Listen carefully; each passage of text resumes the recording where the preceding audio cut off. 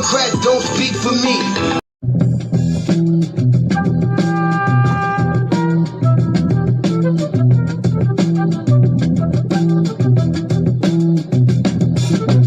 You will not be able to stay home, brother. You will not be able to plug in, turn on, and cop out. You will not be able to lose yourself on Skag and skip out for beer during commercials because the revolution will not be televised. The revolution will not be televised. The revolution will not be brought to you by Xerox in 4 parts without commercial interruptions. The revolution will not show you pictures of Nixon blowing a bugle and leading a charge by John Mitchell, General Abrams, and Spyro Agnew to eat hog maws confiscated from a Harlem sanctuary. The revolution will not be televised. The revolution will not be brought to you by the Schaefer Award Theater and will not star Natalie Woods and Steve McQueen or Bullwinkle and Julia. The revolution will not give your mouth sex appeal. The revolution will not get rid of the nubs. The revolution will not make you look 5 pounds thinner because the revolution will not be televised, brother. There will be no pictures of you and Willie Mae pushing that shopping cart down the block on the dead run or trying to slide that color TV into a stolen ambulance. NBC will not be able to predict the winner at 8:32 on report from 29 districts. The revolution will not be televised. There will be no pictures of pigs shooting down brothers on the instant replay.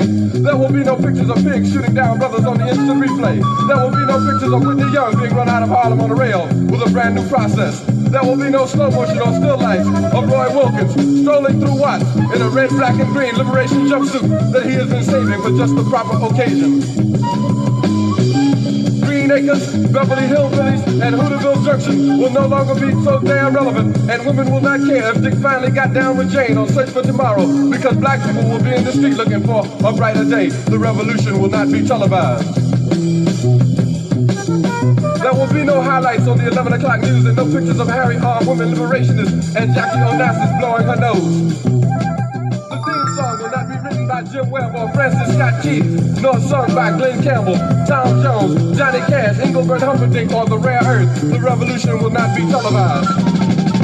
The revolution will not be right back after a message about a white tornado, white lightning, or white people. You will not have to worry about a dove in your bedroom, the tiger in your tank, or the giant in your toilet bowl. The revolution will not go better with Coke. The revolution will not fight germs that may cause bad breath. The revolution will put you in the driver's seat. The revolution will not be televised, will not be televised, will not be televised, will not be televised. The revolution will be no rerun, brothers. The revolution will be live.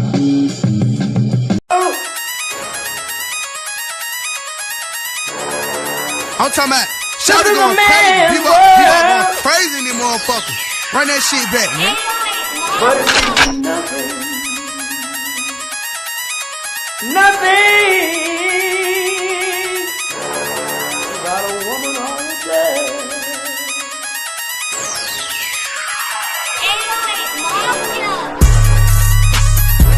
Man made the car.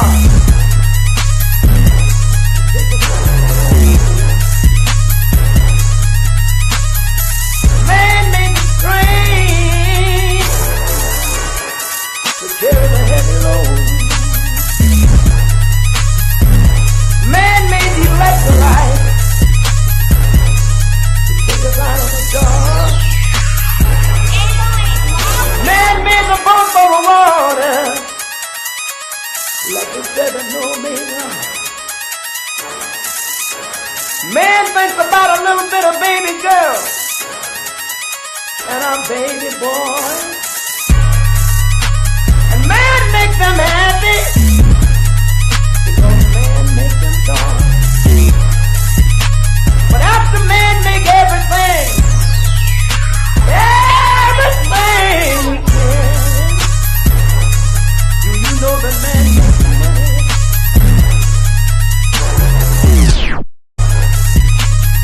To buy from other men.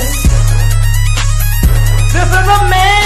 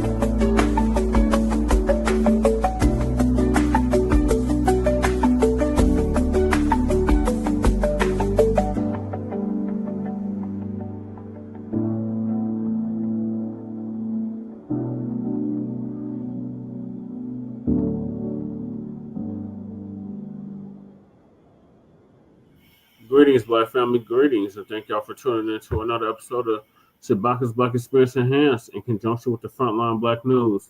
This is Season 10, Episode 46 of Grand Rising with Shabaka and the Chase.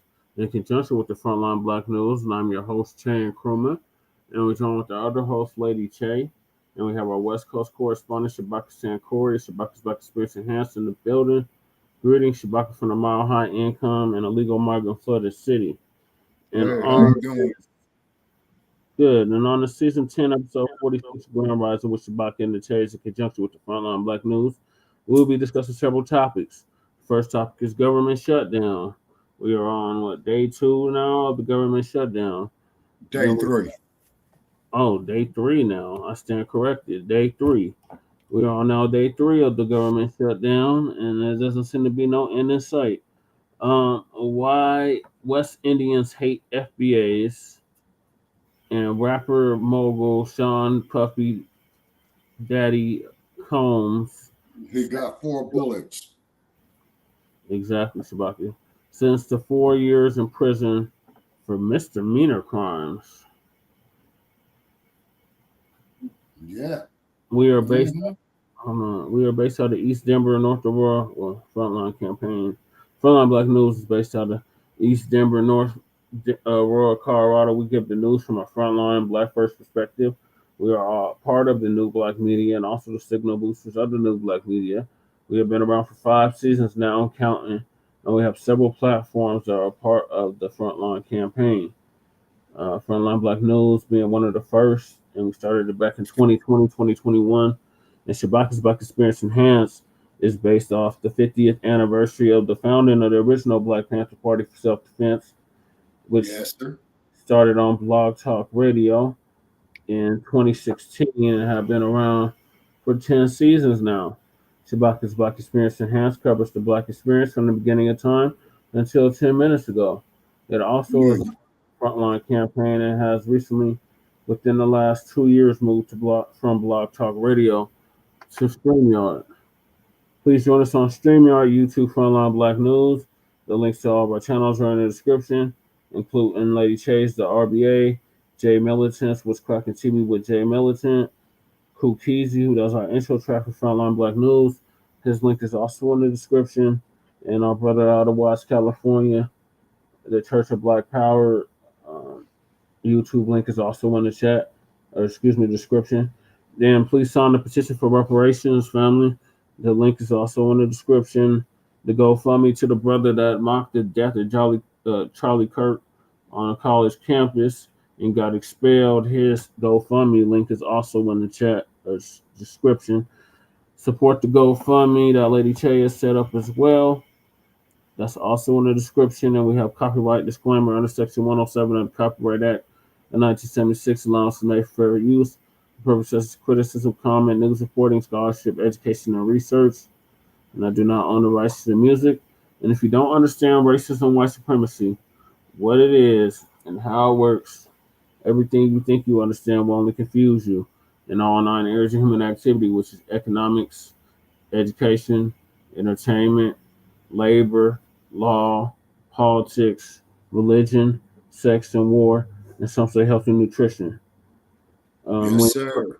Black person are captured by any race soldier, you must never fuss, fight, or flee. Comply and defend yourself in court. Nelly Flores Jr., RIP to him as well. He came up with that quote as well. ProduceJustice.com. He transitioned back in February. And racism, white supremacy is conscious and subconscious behavior to maintain white genetic survival, to prevent white genetic annihilation. And that's by the great Dr. Francis Cress Wilson, who also transitioned, but back in 2016. Yes, sir. And then also, too, ladies and gentlemen, too, if we do disagree, please let us disagree agreeably, because right now, as the brother Che has stated, that we are in a state of war, economical warfare, intellectual warfare.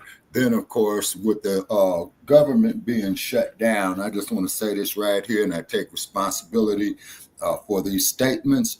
Trump's kingdom is not following the law. The federal courts are kangaroo courts. the Black community could be very effective without DEI. Why Black people should tear up your voter cards. The main reason is so you will not be called to jury duty to railroad Black defendants. How do we help and guide Black youth? And with that there being said, let's get to the top story of the hour that Brother Che has just pointed out, the recent development within the last 8 hours. Sean Combs, as we all know, was sentenced to 8 years. Okay, strike that. 4 years. I'm sorry, 4 years. Okay, and then also quoting a reliable mainstream source. Okay, I'm not going to say their name, but of course, the time that he spent in there can be credited toward his time. Yeah, they should give him time served. Yeah. On part of his sentence. Also, too, as we do know, the rap industry definitely exploded. There was a lot of Black entrepreneurs that came up through there. Mr. Combs, of course, being one of them. And yeah, I don't know. We're gonna get to him, okay. But first, this government shutdown. Oh, absolutely.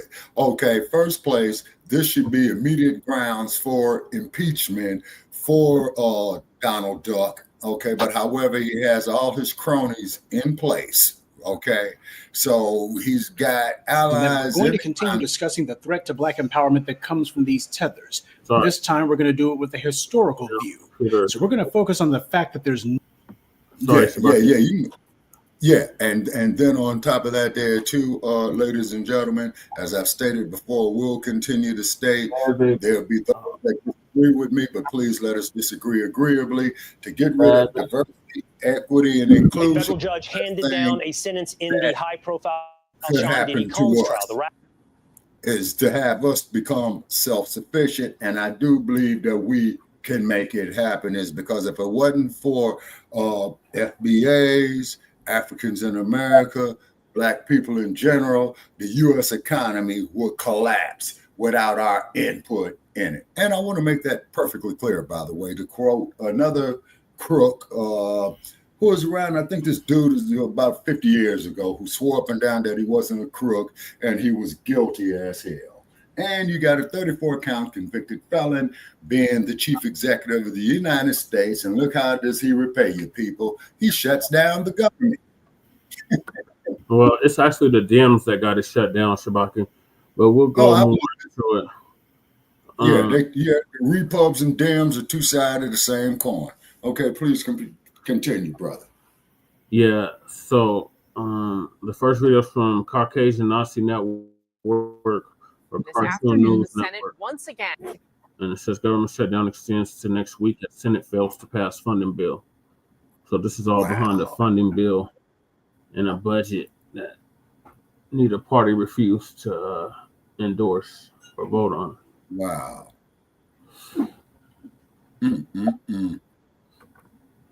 failed to pass a funding bill. And that means the shutdown continues through at least Monday.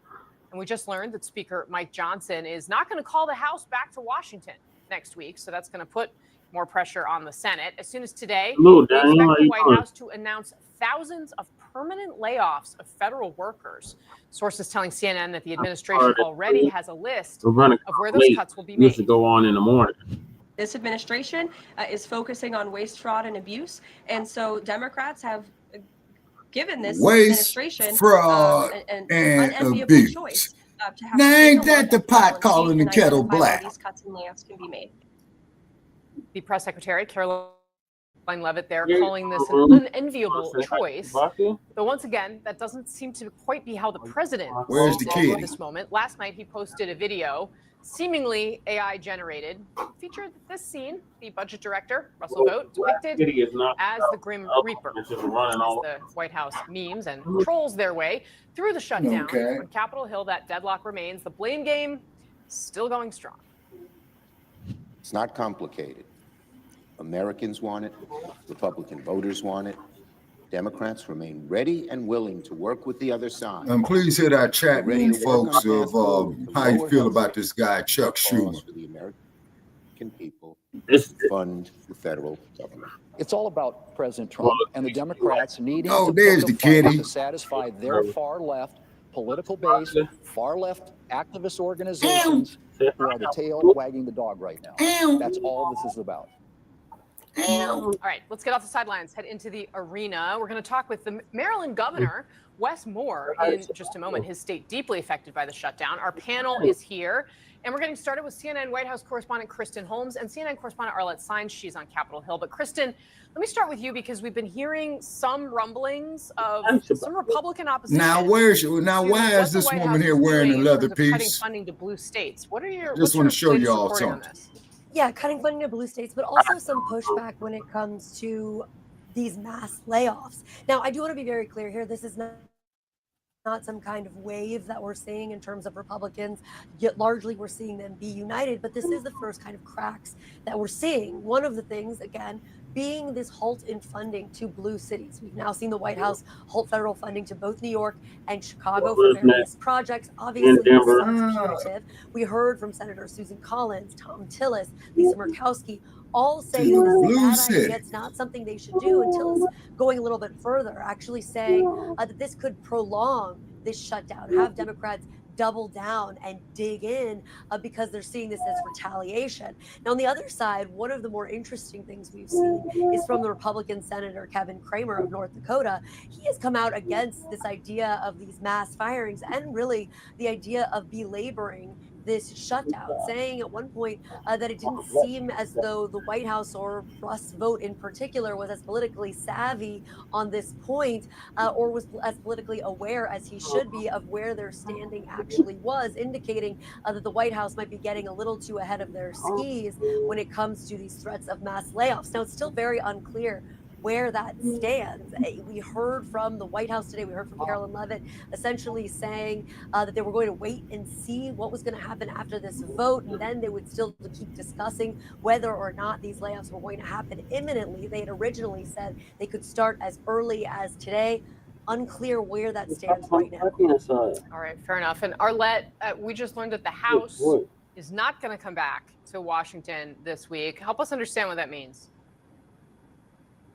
Well, Casey, this is a pretty stunning reversal from House Speaker Mike Johnson, who had insisted that the House would return next week. But just moments ago, they announced that they're actually telling lawmakers to stay back in their home districts. What Republican leadership in the House is hoping is that this will force Senate Democrats to get on board with the only plan that's out there, or one of the only plans that's out there right now, and that's that Republican-backed 7-week stopgap funding bill. But right now, there still does not appear to be any movement from either side on this issue. The Senate, again, voted today on that GOP plan, on a Democratic plan, and both of those votes failed, meaning that this shutdown is going to extend until Monday. Senators are now heading back home to their home states for the weekend, and it really does not appear that there is any. And they should have their pay, Doc, because they should be having asses up in there to stop the shutdown. Trying to reach a real resolution on this matter. Now there are informal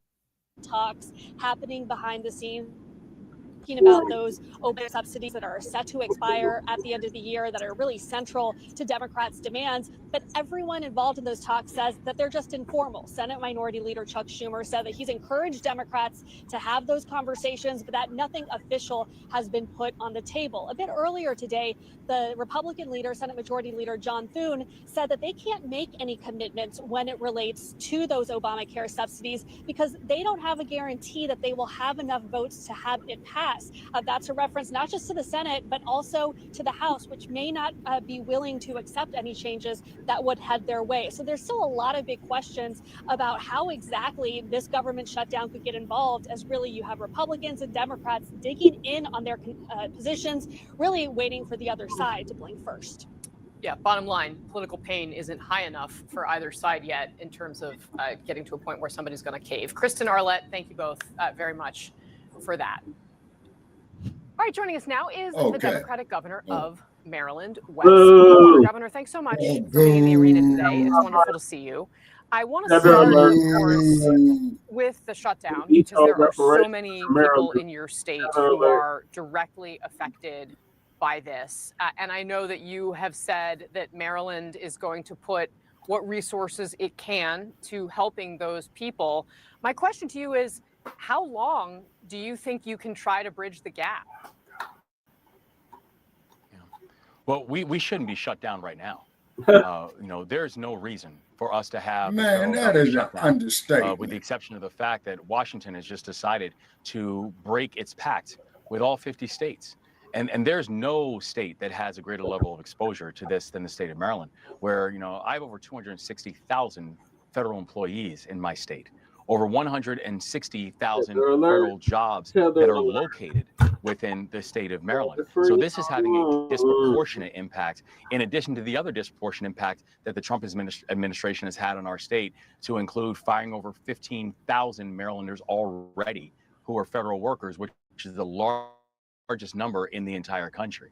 But the thing that we know, and what I've told the people of our state, is that we are going to make sure that we have our states back.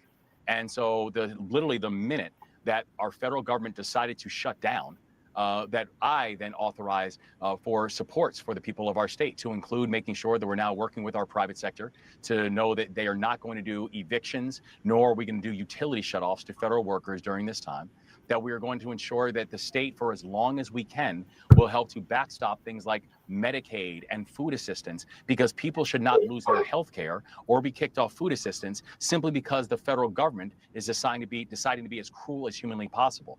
And so we are hoping, and I'm urging, and I'm saying to President Trump, end the shutdown.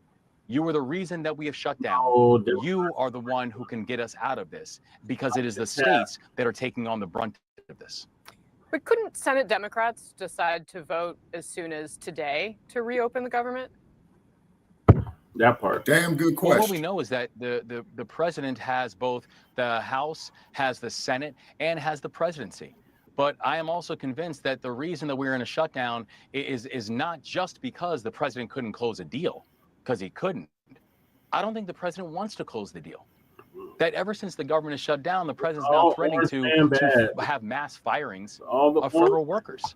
The president is looking at this like it's a game, without understanding the very real human lives that are being impacted by this, to include the fact that we are going to watch premiums for health insurance continue to spike. I'm now in Montgomery County within our state, and I just came from an event that highlighted that in Maryland that so that our General Assembly passed, and I very proudly signed legislation that in Maryland, we are going to make sure that we are making healthcare more affordable, that even as people as early as next week are going to receive letters that their premiums could jump as high as 95%.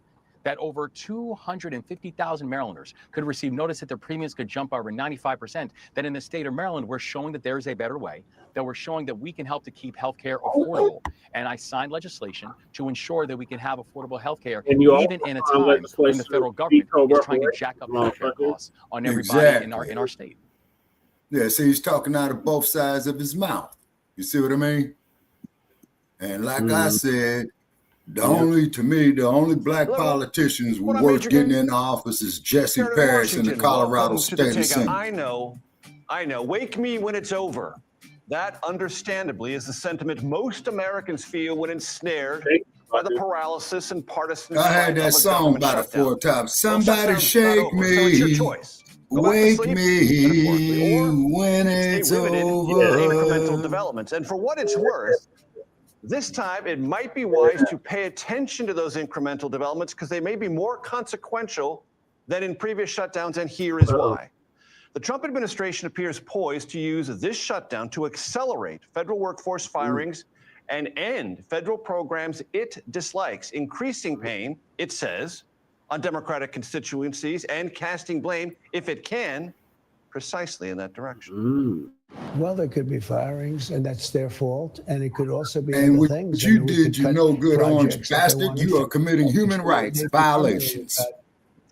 Layoffs could be in the thousands more if this shutdown drags on. Senate votes tomorrow. Congress is not voting today in observance of Yom Kippur. Will be closely watched for signs of Democratic disunity. If tomorrow's votes follow the current pattern, this shutdown, Republicans and Democrats now privately predict, could last for another full week, possibly longer. In the interim, here's a sampling of today's rhetorical flourishes.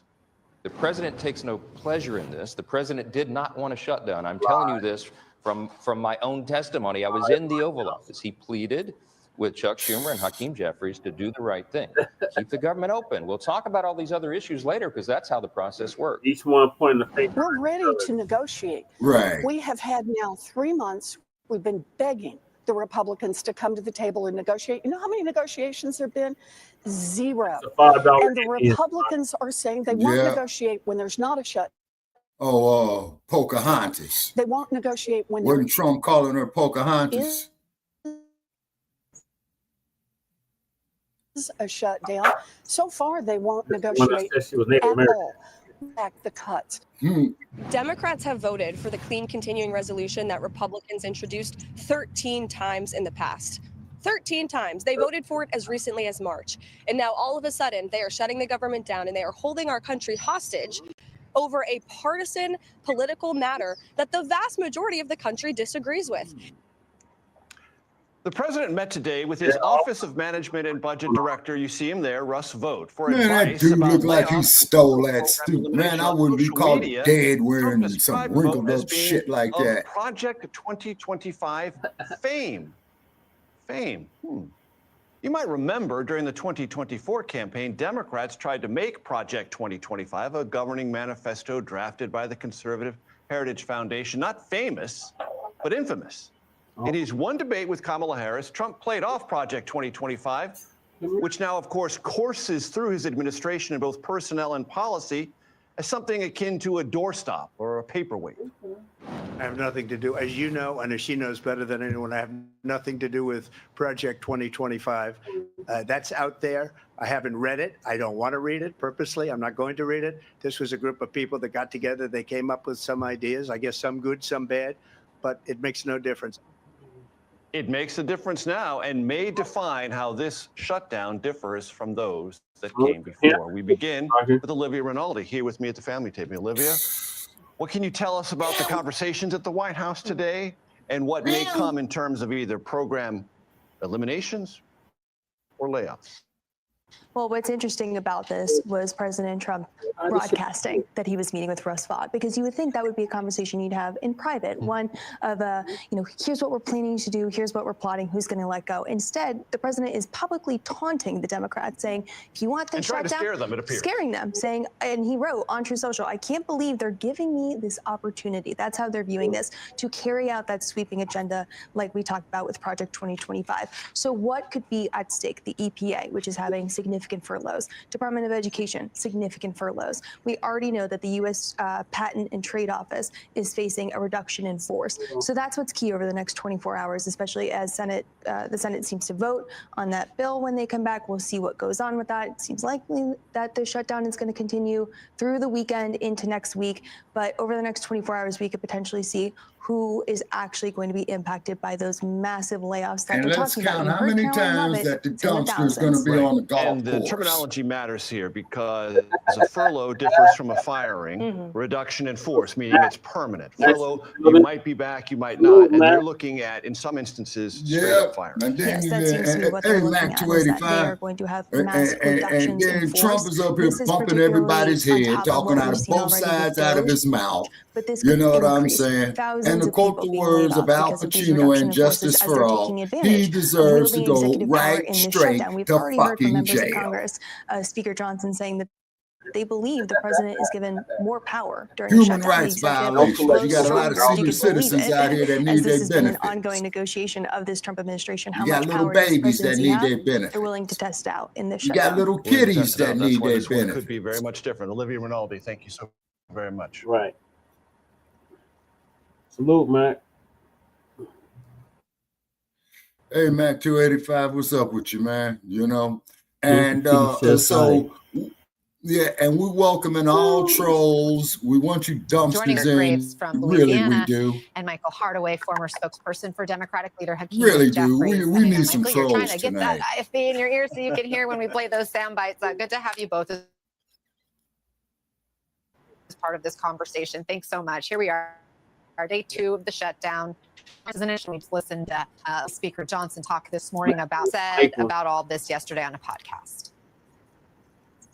There are some good things that could come out of a shutdown, but there's pros and cons. It does give an opportunity. Yeah, Mac 285. Yeah, they sent Diddy up the river to make unilateral decisions that don't need a vote of Congress. Yeah, we got him on top. Which programs in the government are essential and which are not. Nothing.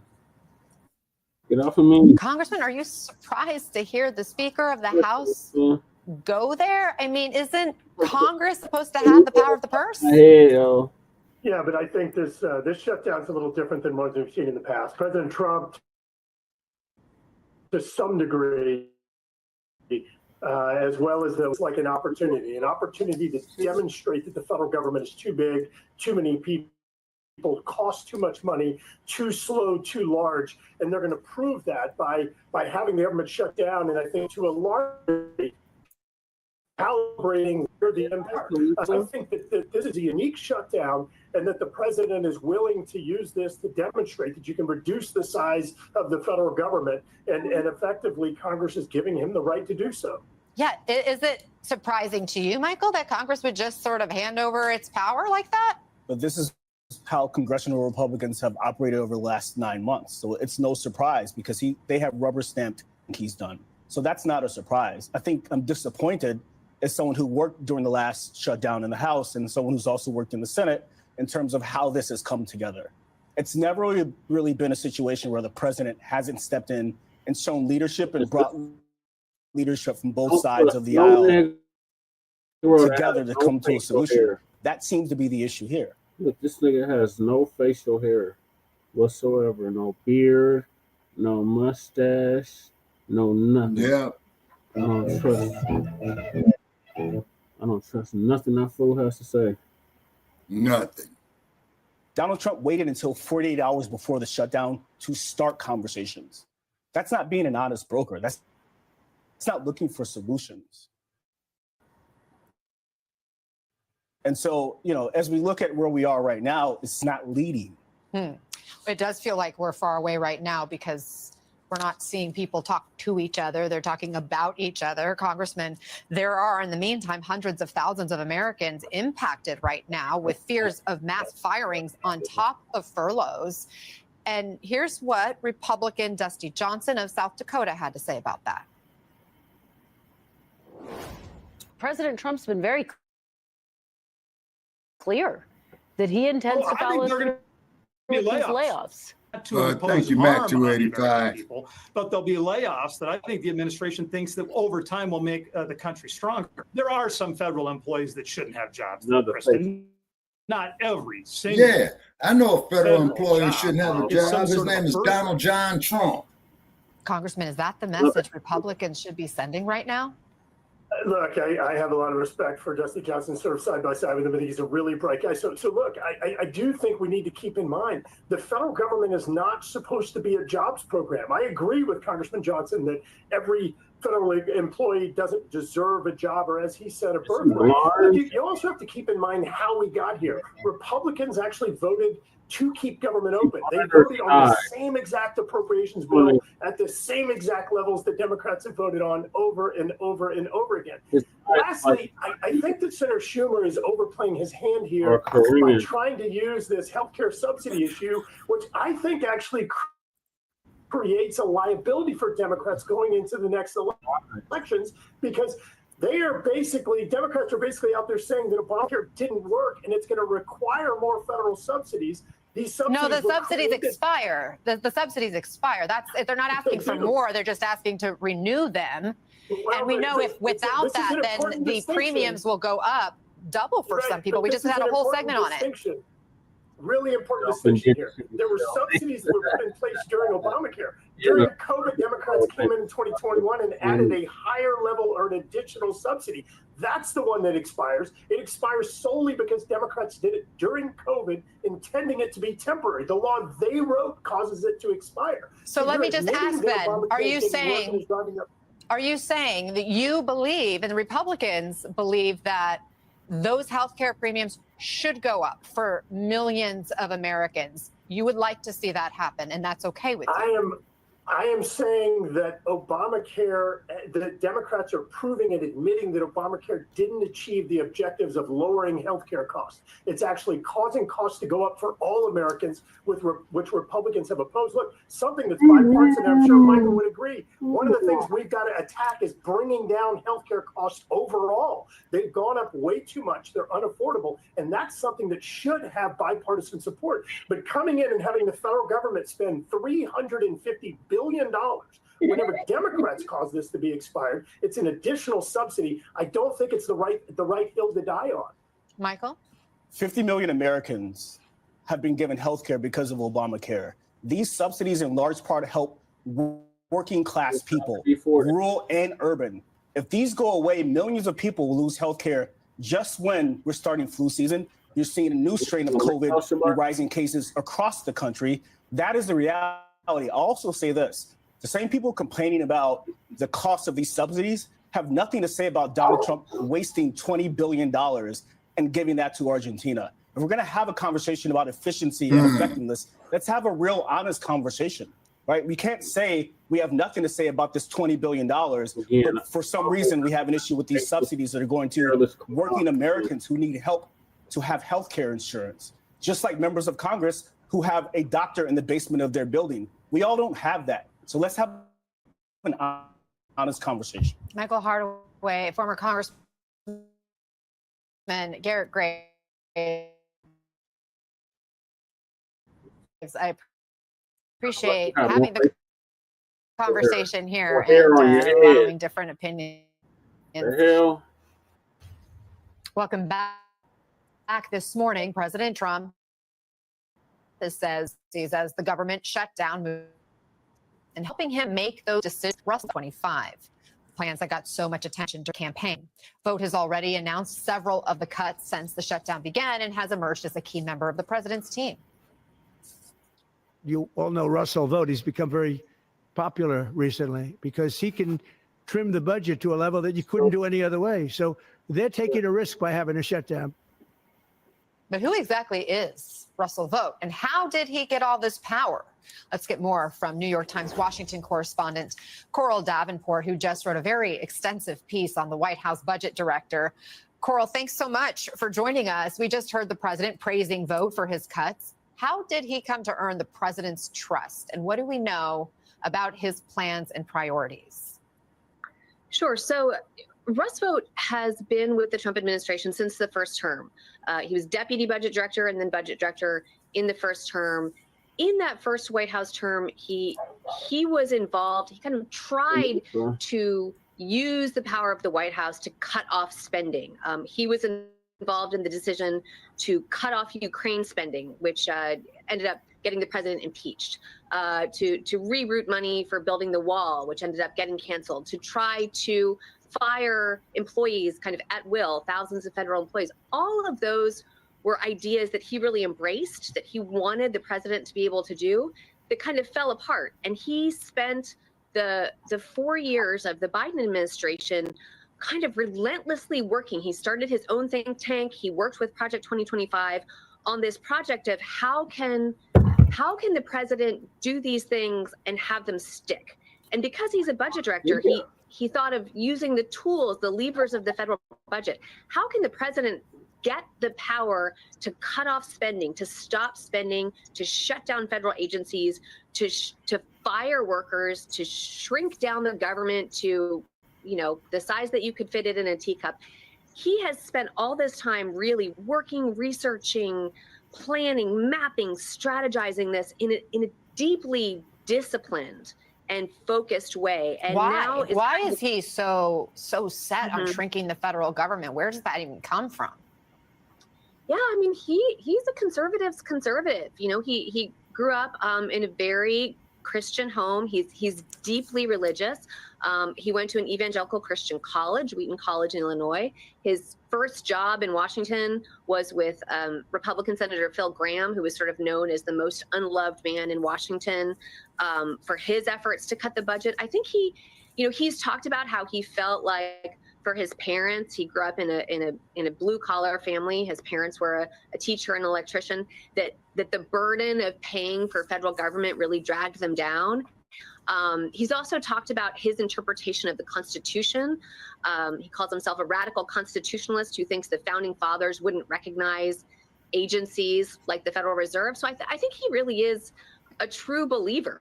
He thinks that, you know, the administrative state is not recognized by the Constitution, and he says it's infected by, you know, federal workers who are woke and weaponized and sort of liberal leaning and aren't accountable to the president and to voters. So he comes at this from a place of kind of a true believer who has been working on this, realizing this, executing this for about 20 years. Well, and he, as you mentioned, had an impact in the first Trump administration. Now he's got this humongous role in the second Trump administration, and it seems like there are really no bounds being applied to this presidency. And you have anti-tax activist Grover Norquist, you quote in your piece, saying that Vogt has, you know, been lining up the billiard shots, getting each ball in place one by one for each consecutive move. So help us understand the vision and what it looks like moving forward, because we already went through Doge, we already went through Elon Musk and all these,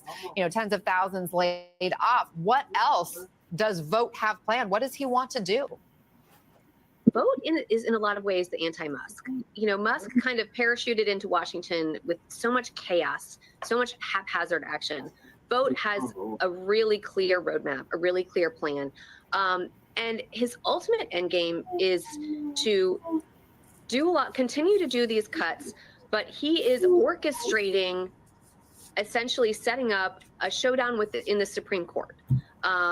He believes, the people around him have told me, that if he can get, you know, these cuts, these moves to give the president the power to unilaterally cut federal spending, if he can get one of these cases to go before the Supreme Court will ultimately find that the president does constitutionally have the power to cut off whatever funding he wants, or, you know, something along those lines. And if that happens, if that end game plays out in that way, then that really just reshapes the presidency and gives this president the power to really just cut down the government and legally. Well, Coral Davenport, you have such good deep dive reporting on the New York Times. Thanks for sharing some of it with us and helping us understand the influences right now of the president as we're charting this moment, charting forward. Right now, 42,000 federal workers at the USDA are in limbo, and so are the crucial programs they manage, which feed more than 41 million Americans a month. The government shutdown means half of the Agriculture Department staff is furloughed, while future funding is uncertain for critical federal assistance programs like SNAP, food stamps, and WIC, which provides food and support to mothers and babies. Joining me now, Ellen May, a furloughed federal worker and chapter president of the NTEU Chapter 255. Ellen, I want to let people know you are not representing your employer here. You're here speaking for yourself. Just how are you doing? How are your coworkers feeling? Hi, Chris. Thank you so much for having me here. Yeah, my coworkers and I are feeling really conflicted in this moment. So many of us have been overworked and exhausted since April. We lost half of the staff in our office. And so we feel even guilty for seeing this as a reprieve, because what we really want to do is to be at work, helping the people who rely on SNAP and WIC to feed their families and to put food on their tables. We're feeling angry at being treated as political pawns again, so that billionaires can have more money, while the people that we serve are being, strained even further and having to worry again about their benefits being at play. And we're also just anxious because we're hearing about the RIF potentials and office closures that are looming over USDA as this shutdown kind of drags on. So have you gotten any clarity, any reassurance about the security of your job?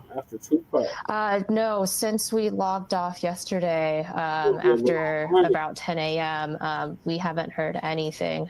Since we're not allowed to touch our government furnished devices after a shutdown, we've just been waiting to see how this all unfolds, just like everybody else. Do you have any sense about the food assistance programs that you work on? Any idea how long their funding might last? Yeah, so for SNAP at least, we think that they will be okay for the month of October. October benefits have already started going out in some states. Some states send them out on the first of the month. We expect that all of the states will be able to issue SNAP benefits for the month of October, but things might get a little dicey if this drags on into November or even past that. And for programs like WIC, it's looking a lot more uncertain. You're right about that, they have Deanna. It's very depressing. 1 week. Of course, we hope for longer. And we have other programs too. We have programs that get food packages to seniors and people living on tribal lands. We also have programs that get farm fresh produce into schools, and we don't know about the funding for those programs right now while we're in the middle of the shutdown. I want to play for you, if I can, what we heard from one woman. Now, she works at a food bank now, but she used to be a recipient of food assistance herself. Take a listen. When I was on it, I look for it every month. I mean, you're going to see kids like out here, they're going to be hungry, they're going to be starving, they're going to be trying to steal out of grocery stores. It's going to be really hard. I mean, it's going to be a big struggle. At the grocery stores. Tell us what you know. What do you think will happen to the people who your program supports if funding runs out? Yeah, we think that they'll have to turn to the food banks and to their friends and family to try to help them get more support. Food banks are already really strained right now. And we support them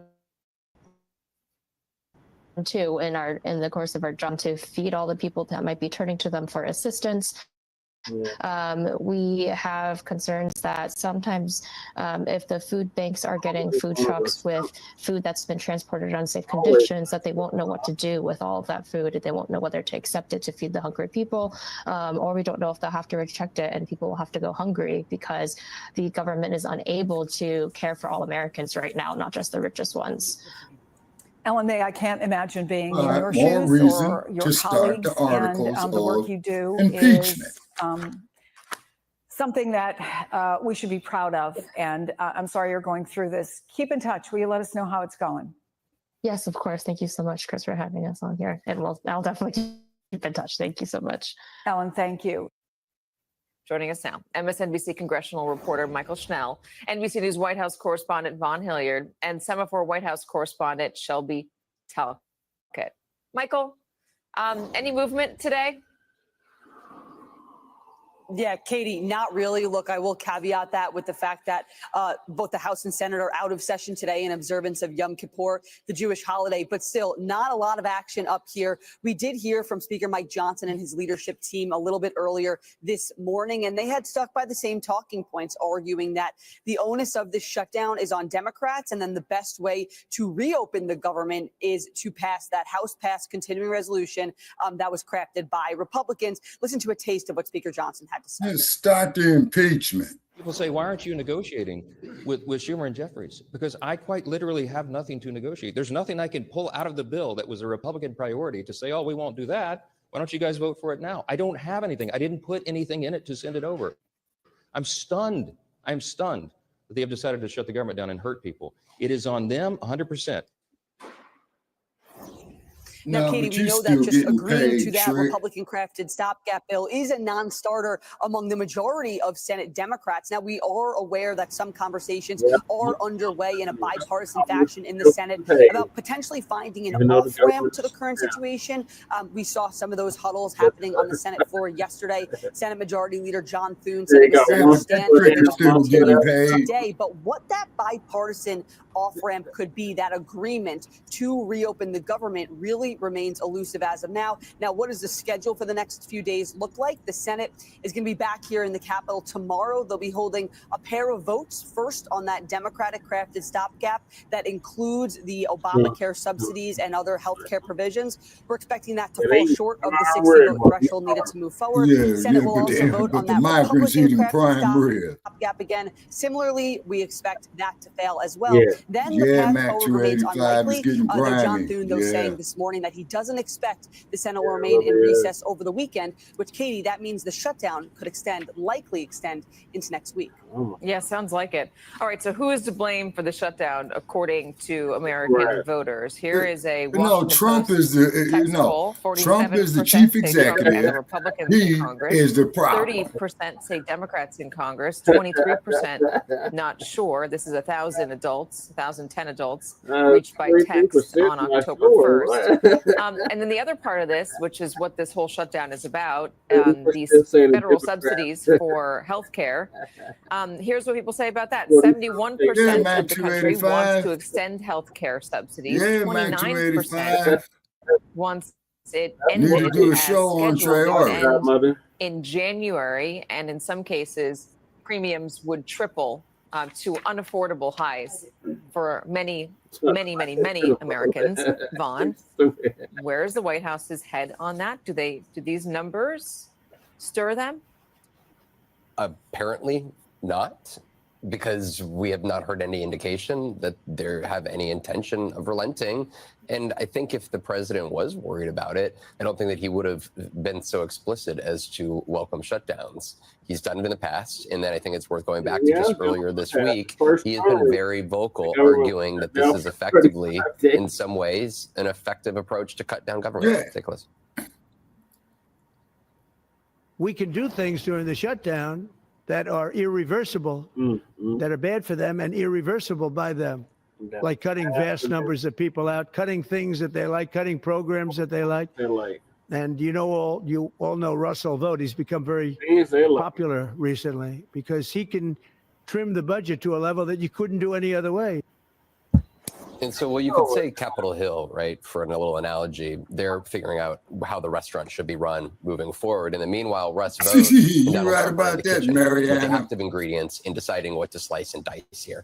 And those two men are here meeting this afternoon to go through potential firings across agencies and potential cuts of projects. He's threatened 16 Democratic states, their green energy projects. He's threatened the tunnel that is being constructed here in New York, a subway transformation project. So there's a lot on the line. And frankly, until the government is reopened, the Office of Personnel Management, they sent out to agencies stating very specifically that the OMB director is the one who is empowered to determine which federal workers are accepted and able to work.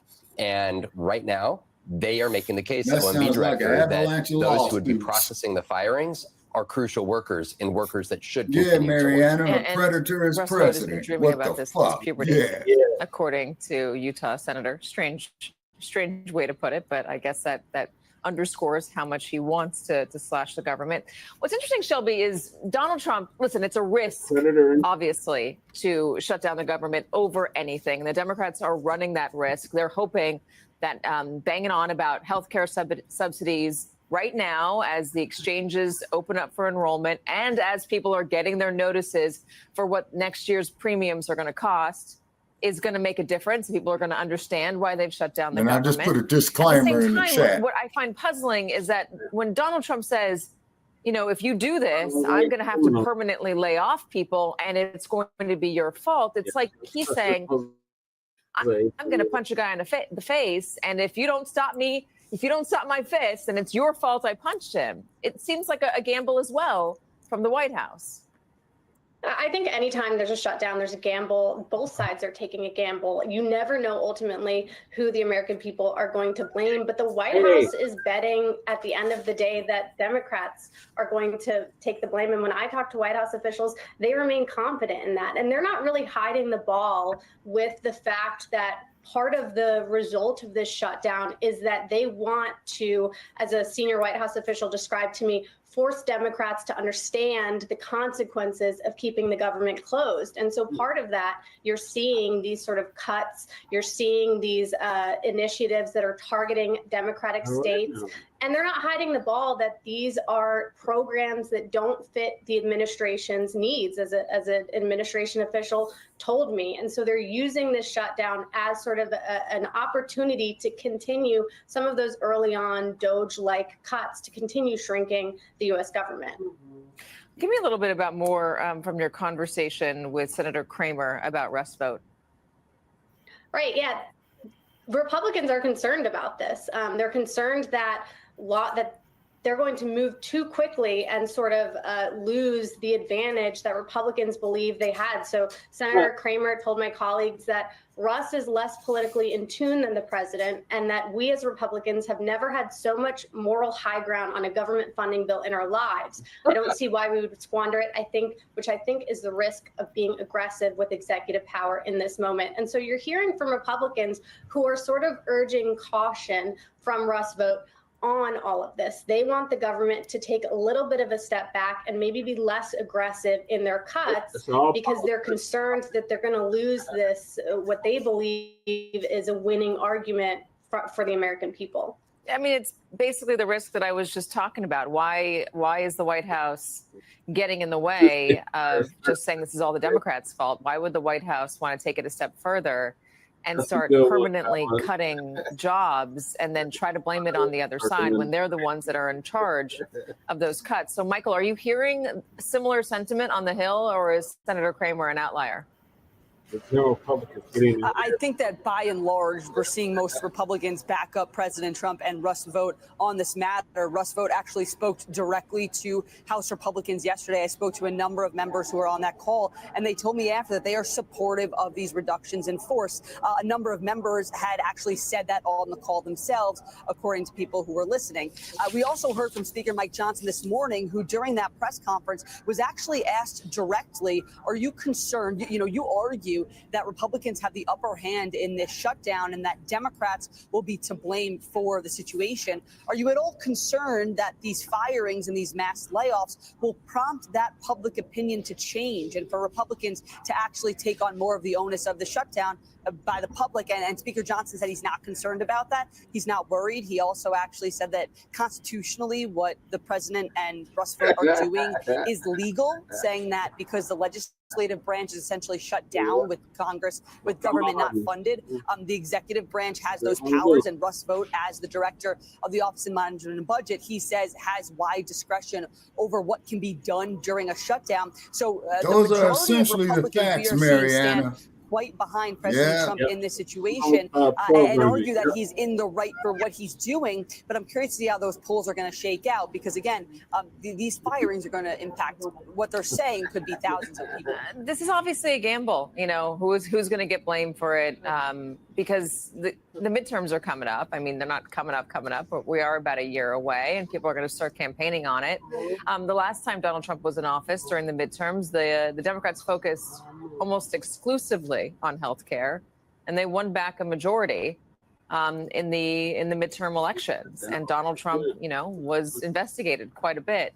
The focus on health care seems to be what they're trying to do now, and they're hoping for the same success. He deserves to go right straight to fucking jail. Right, to see the polling numbers, it doesn't make sense why they would so openly celebrate mass firings. At the same time, people like Russ Vought, I don't know if he's been doing it since puberty, had this vision, but at the same time, they've seen Donald Trump as a vessel. This is what their vision they've of always an American wanted government wants. To make the government and smaller. This 2025 and 2026 is their moment, right? Forget what happens next November. This is their window of opportunity. The next year, next 13 months, to go and reshape the American government. I was told back during the transition, Russ Vought, it wasn't clear whether he was going to be onboarded, but Vivek Ramaswamy and Elon Musk were big proponents because they saw him as the portal to being able to actually execute the budgetary means to go and do what they knew that they would not be able to do independently through Doge. They're no longer around. Russ Vought is, and he is the man who is carrying out this vision of the Heritage Foundation, the Center for Renewing America, all of these different right-wing groups. This is their moment. They campaigned on it. There's no doubt about that. Yeah, Mariana, always put good to them have you. both in the Michael Snell, cell good to have you with as well. Buff. And you, Shelby Talcott. Have them pick up some soap. Nah, Bubba.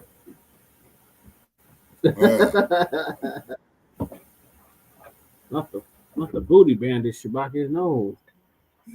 Yeah, put Trump and other trick in there. You know what I'm saying? All right, Shabaka, what are your thoughts on the government shutdown? Okay, well, it's all a bunch of bullshit, number one. And then as Mariana says it right here, they definitely are screwing with our minds. Okay, these one more video. kangaroo courts, huh? I got one more video on this madness. Oh, okay. And it's from Mike Johnson himself. Who should be another inmate? Day 3 of the Democrat shutdown. You can see it's pretty empty around here. There's normally a lot of activity. On an average day, we have about 7,000 visitors here in the Capitol.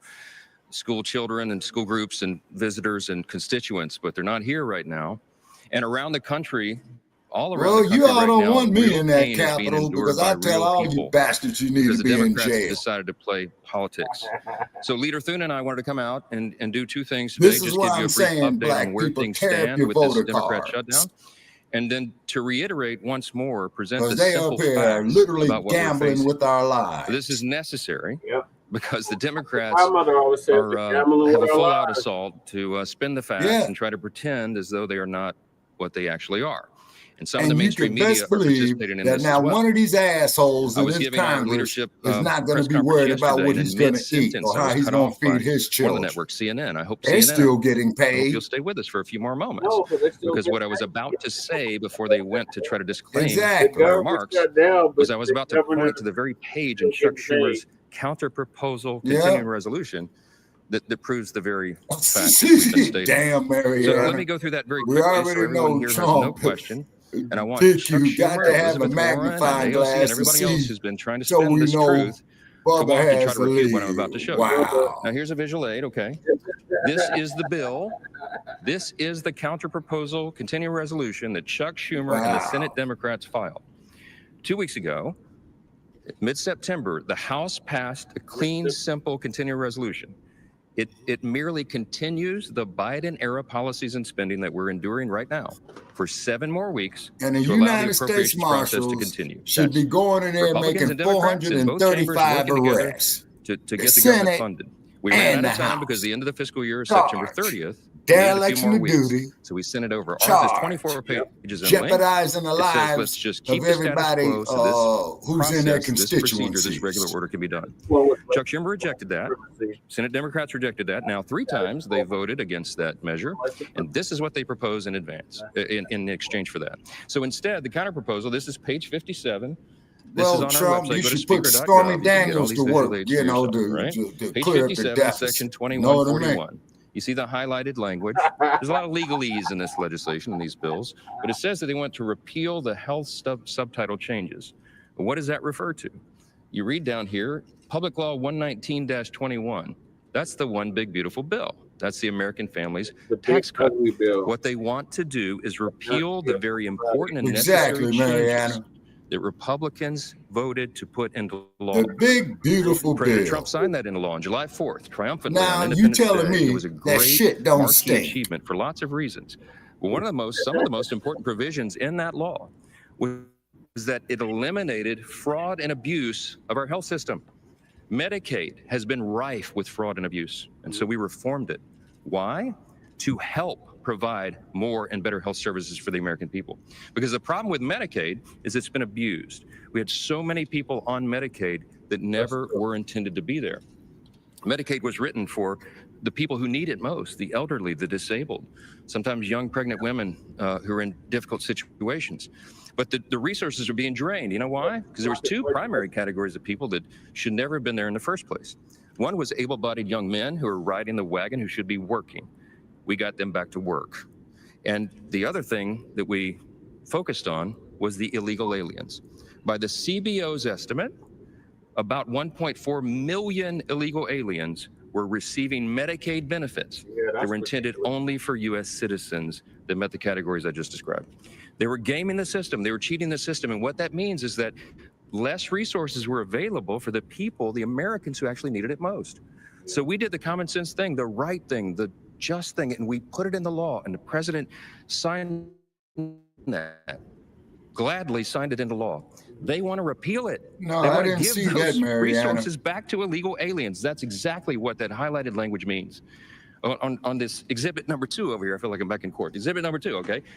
This is the specifics of what that would mean. When we say they want to give $200 billion back to illegal aliens, these are the specifics.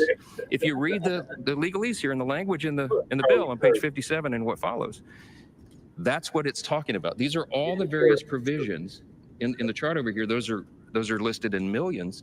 So you see the final total there, $192.8 billion of your hard-earned taxpayer dollars that Chuck Schumer and the Democrats want to give back to illegal aliens. That's a fact, and nobody can refute it. Now, look, what we've done is very simple. We sent over a continuing clean resolution. This is standard practice around here. And all the Democrats who are voting against it in the Senate right now, every single one of them have given impassioned speeches about how you must pass continuing resolutions, you must pass CRs, you should never shut down the government because it's dangerous and destructive and selfish and wrong. Well, suddenly they've changed their tune. We're playing, I invite you all after the press conference to go by the speaker's office in the hallway there, and you can see the highlight reel of all of them saying Pretty much, Mariana. Passionately, as Pretty recently much, as March of this last year, when Chuck Schumer led his caucus to vote for the same CR. They did it 13 times during the Biden administration in the previous 4 years, but suddenly they won't do it. So everybody has to ask themselves why. It has nothing to do with health care. The subsidies that they're saying is the issue is not the issue. That is an issue for the end of the year. December 31 is when that expires. So Congress has 3 months to negotiate that. Certainly we could work on it in the month of October to find some consensus and figure that out, what reforms Man, why don't y'all get up off your asses and start working on it tomorrow? To the health care of Americans. We have already proven that. We're making healthcare more efficient and effective and more available so that we can bring down cost and premiums and improve quality of care. We put the goods on paper. We're doing that. And the CBO analysis that came out August 25th said that these changes that we put in our bill are doing exactly that. The Congressional Budget Office is not a Republican shop, as you all know. They typically go against what I'm doing, okay, but they had to admit that this is going to make 2.3 ineligible recipients no longer on the Medicaid rolls. It's going to save $185 billion for taxpayers. That's exactly what we promised, and that's what's going to be achieved. But we have more reforms coming to try to fix Obamacare, which is not working for the people. But you need common sense, responsible Republicans who are serious about policy to fix that for the people, and that's what we're working to do. The Democrats are stalling that because they need a political talking point. This is a damn Saturday because morning. Chuck Schumer, who leads the Democrats, is terrified that he's not going to win back Put his on Senate the road, seat. He's afraid that the Marxist Put on that corner of his idiot behavior Wiley is going to change him in New York. Maybe many of you have noticed Virginia. New York is probably going to elect a Marxist for mayor. God, He's terrified exactly, by that. Mariana. Chuck That's Schumer exactly is what a this far left progressive politician, but he's not far enough left for this base. So he's got to show a fight against the president. He's got to show that he's fighting Republicans. Talking And loud, because they're playing political games, and saying and they're not nothing. doing what he himself said passionately as recently as 6 This months clown ago, is just that sitting must up be here done. bumping his That you passed a gum. standard bipartisan CR. Because he needs political And I cover, he's thought dragging the Cory American Booker people through was this. bad. And who's getting hurt? Well, Mr. Booker, Women, I owe you infants, an and children, apology. nutrition Even programs though that are what now you did stalled. was a circus, Veterans at least health your show services was that much will better not than be this provided. trick that they People got who are up here. low-income Medicare recipients who receive telehealth. Exactly, and Mariana. health He's treatment at talking home. shit. Many of those Exactly. programs are not being funded. We have troops and TSA agents and Border Patrol agents who are working without pay, protecting the country. And you have FEMA Man, services, who the hell is gonna health work insurance without no policies, pay? for example, that are being stalled in the middle Is of a you hurricane crazy? season because the Democrats want to play political games and try to obscure the real facts at issue. We challenge them. We challenge them to tell us the why they're not trying to give illegal hurricane. aliens health care again when they put it in their own bill. This is not Republicans playing games. I could have put Republican conservative priorities on the CR and sent it over there, but I didn't. And so when you all ask me, why aren't you negotiating with Clown, them? you need I to don't know have how to anything tie your negotiate. tie better, man. It But looks like Thune you and I stole can't that take tie off and that Republican shirt. priorities that we put in the CR and say, hey, is that better? Could you vote for that? Because we didn't put them on there in the first place. Why? Because Republicans are being responsible. We're operating in good faith. We're trying to get the Democrats to do their job, and they won't. Those are the simple facts, and they cannot be obscured. I'm so grateful for the strong leadership of my colleague and partner over in the Senate. And I'd love Leader Thune to give you a little update here. Thank you, Mr. Speaker. The speaker is right. Now this dude looks We like have an Otis the opportunity to drunk pick up on a an House-passed Andy bill Griffith show. that if it passes the Senate will be sent to the White House. The president will sign it and the government will reopen. It's that simple and that straightforward. And that's all we're talking about here. All we Man, need is a go handful back to more your Democrats. whiskey, We man. have You a full of majority shit. of senators, 55 senators, have already voted for this clean, short-term, nonpartisan CR. As the Speaker said, no policy riders, no gimmicks, nothing in here that benefits Republicans. This is a straight-up 7-week funding resolution, and we need it to keep the government open. And if we don't keep the government open, you'll have all the things that the Speaker just alluded to, all the Americans who are adversely impacted by this government Exactly, shutdown. Mariana. Now, this is something, as you all know, as recently as the last administration, during the Biden administration, when the Democrats have the majority here in the United States Senate, the Democrats on 13 different occasions voted for this, a short-term continuing resolution. Now, I have to ask, what's changed? What's different about this? What's different is who's in the White House. That's what it's about. It's all about President Trump and the Democrats needing to pick a fight to satisfy their far-left political base, far-left activist organizations who are the tail wagging the dog right now. That's all this is about. And you have a Democrat leader from New York in the Senate, a Democrat leader in the House from New York, and you have a mayoral race in New York. You got AOC.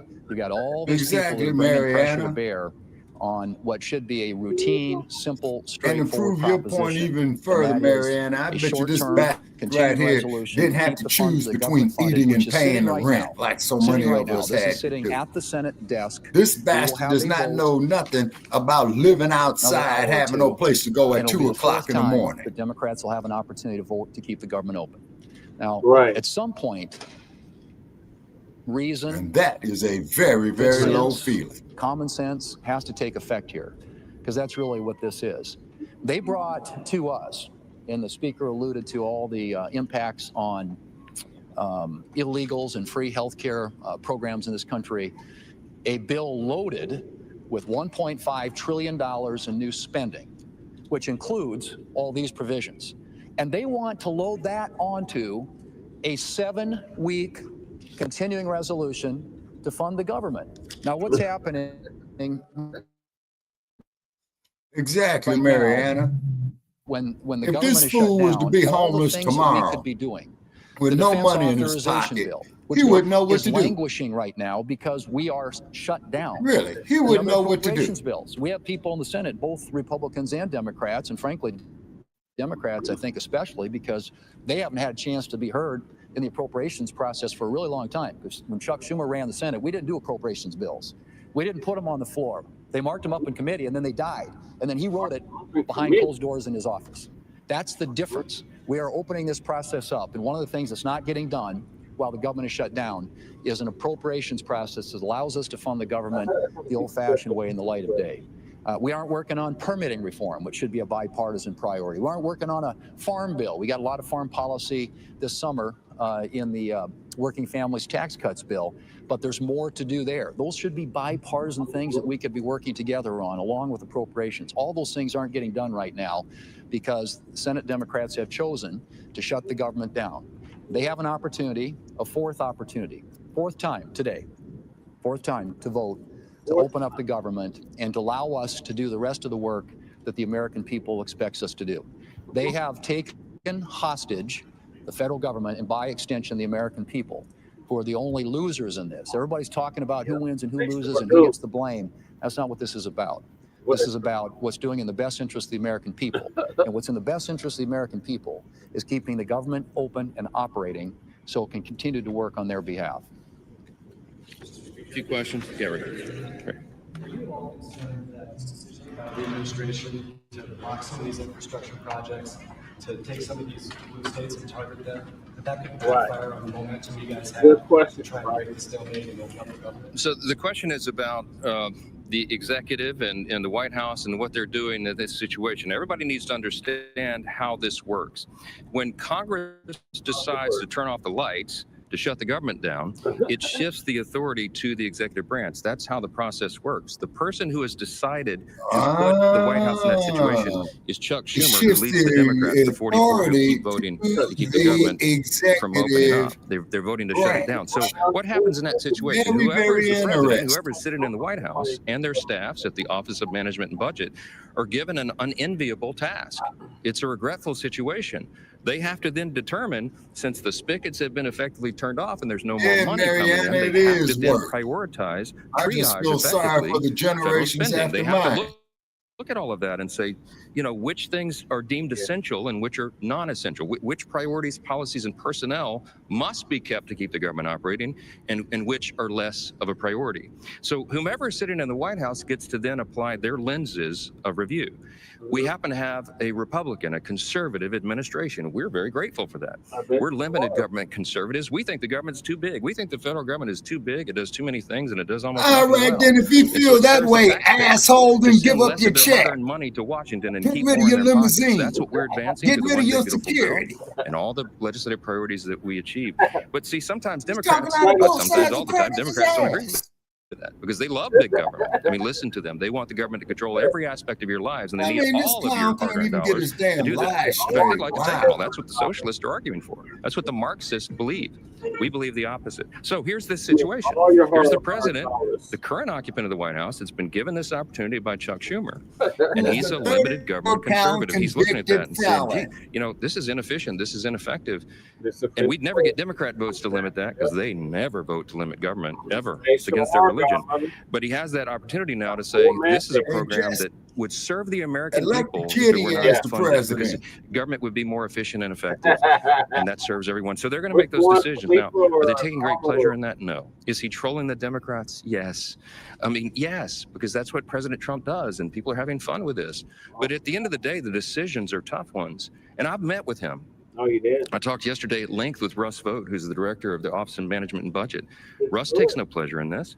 Russ wants to see a smaller, more efficient, more lean, effective federal government as we do, but he doesn't want people to lose jobs. He doesn't want to do that, but he has, that's his responsibility. So he's very carefully, methodically, very deliberately looking through that to see which decisions can be made in the best interest of the American people. But you just laid off a whole bunch of governmental employees. Once again, talking out of both sides of the crack of his nasty, Chuck funky, Schumer's going to give stinking Donald Trump the ass. opportunity to determine what the priorities are, he's going to exercise that opportunity, and that's where we are. Chad. Square something for me here. How can you say that they take no pleasure in this, and then the next minute say, oh, they're just having fun and trolling people? Exactly. Chuck, on one hand, you say this is very serious, that people's jobs are on the line. The other hand, you say, oh, this is just fun and games and trolling. So the effects are very serious on real people, real Americans. We support federal employees who do a great job in all these different areas, but what they're trying to have fun with, trying to make light of, is to point out the absurdity of the Democrats' position. And they're using memes and all the tools of social media to do that. Some people find that entertaining, but at the end of the day, the decisions are hard ones, and I'm telling you, they're not taking any pleasure in that. Yes, Jake. The Democrats are saying they would like you and the leader to put in writing that you want, how you'll handle the Obamacare stuff. So Jake is asking the Democrats' latest demand. Apparently, I haven't heard that, but they want they want us to put in writing how some of these unresolved questions will be resolved. Here's the problem: some of the issues that they're bringing to the table and they're demanding immediate, easy answers for are not easy answers, and they take a long time to deliberate. That is the process. This is a deliberative body and a very large one. We got 435 over there and 100 over here. We can't snap our fingers and he and I and two other leaders in a room go, oh, well, this is the resolution. That's not how it works. So what we're trying to do to buy the extra time to get to November 21st is to give both chambers and this whole body jail to the chief, jail to the chief, so it's not an easy solution. They know it pretty well. They know it as well as we do. But they're using that as a red herring. Jail to the chief.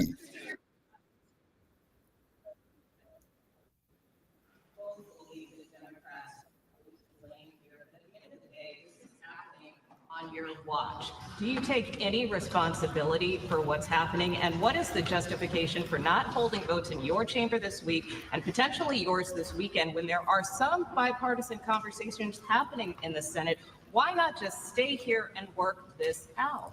I'll give you my quick answer. I'll yield the leader, but my quick answer is very simple. The House did its job. The House sent a bipartisan, very simple, very conventional 24-page continuous resolution to keep the lights on. And we sent it over, we passed it, and it's been rejected by the Senate. So the House will come back into session and do its work as soon as Chuck Schumer allows us to reopen the government. That's plain and simple. Right. Well, and as I mentioned, all the things we aren't doing, right? So we're in a shutdown posture here because of Senate Democrats. There is united support, House Republicans, Senate Republicans, a few Senate Democrats, the President of the United States in support of keeping or opening the government back up. And right now it's being blocked by the Senate Democrats. And all it takes, as you point out, is a handful more. We get 4 or 5 more votes and we can actually pass this thing. And there are discussions going on with our colleagues on both sides of the aisle. But at some point they have to take yes for an answer. I mean, the things that people want, and I don't disagree with this at all, is a normal appropriations process, putting bills on the floor, getting conference passed bills on the floor of the House and Senate so we can actually fund the government the old-fashioned way. And I'm all for that. And we've made that very clear to them. We can't make commitments or promises on the COVID subsidies because that's not something that we can guarantee that there are the votes there to do. But what I've said is I'm open to having conversations with our Democrat colleagues about how to address that issue. And I think that but that can't happen while the government is shut down. I mean, we got to open up the government. And with respect to our schedule, like I said, I don't know how many times you're going to give them a chance to vote no. And hopefully over the weekend, they'll have a chance to think about it. Maybe some of these conversations start to result in something to where we can start moving some votes and actually get this thing passed.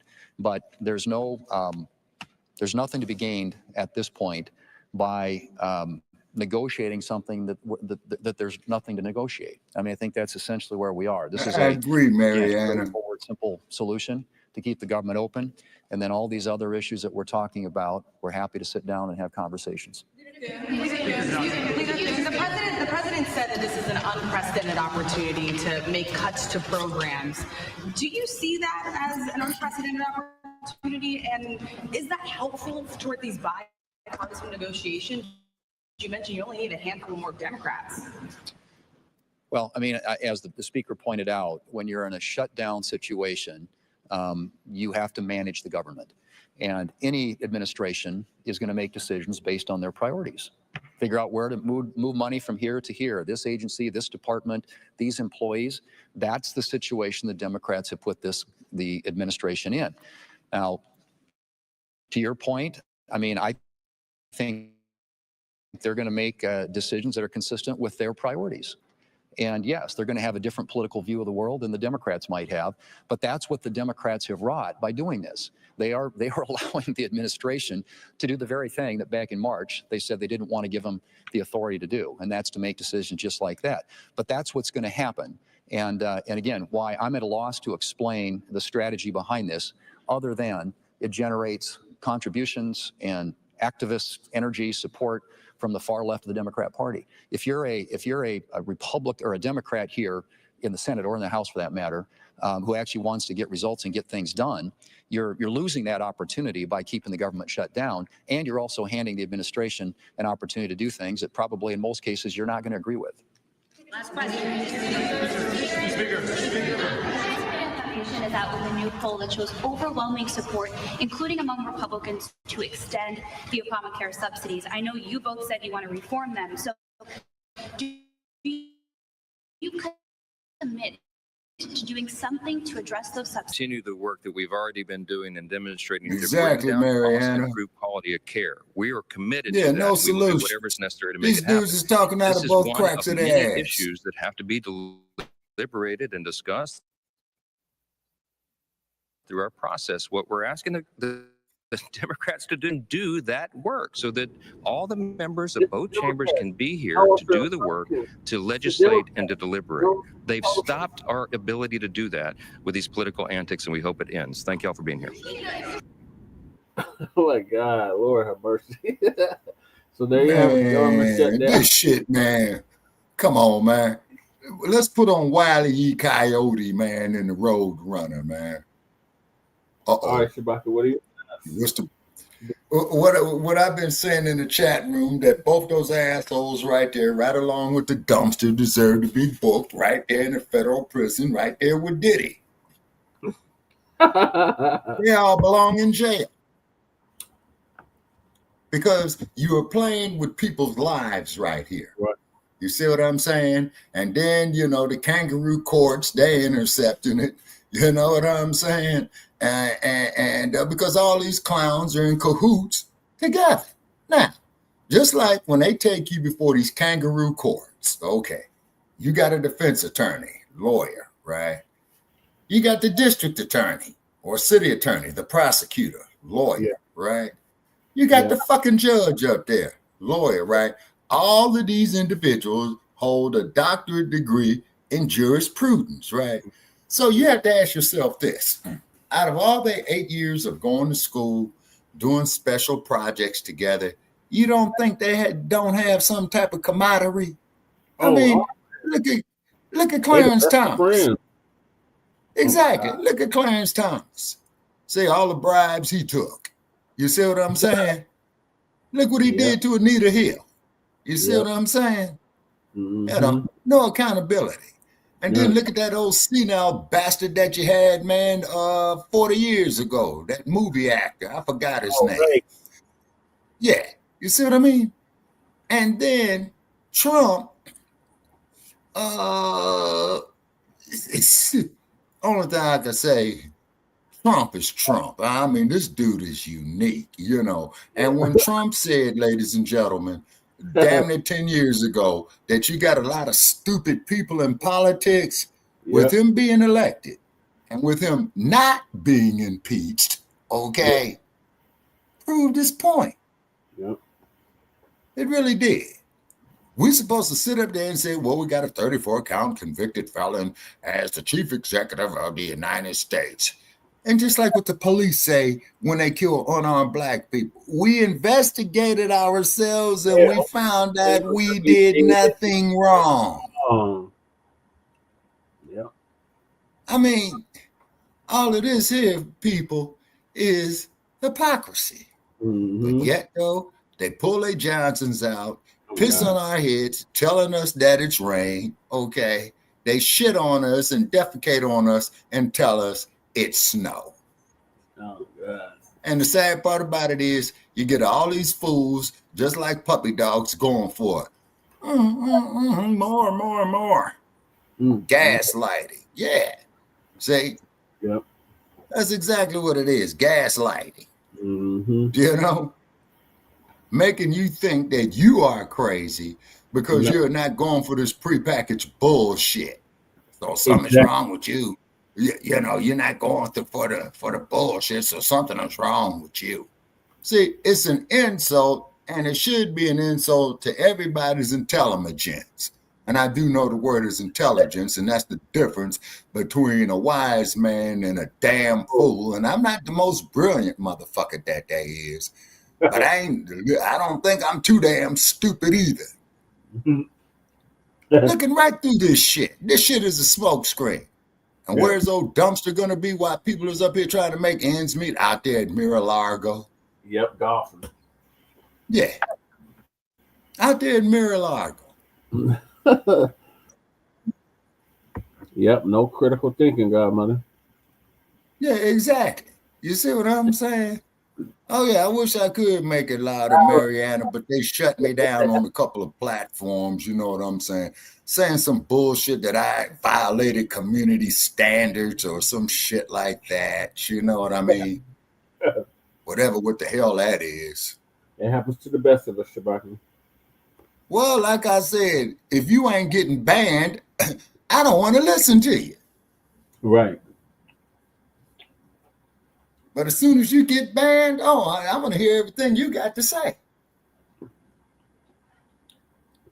Why? Yeah. Because you're speaking against the popular version of what is truth. Now, what happened to free speech? Me and Dynamite did a show on that, you know? Yeah, what is it? You know, you let Charlie Kirk have it, but as soon as we come up here talking about black people's rights, history, and what have you, oh no, you guys violating community standards and all that.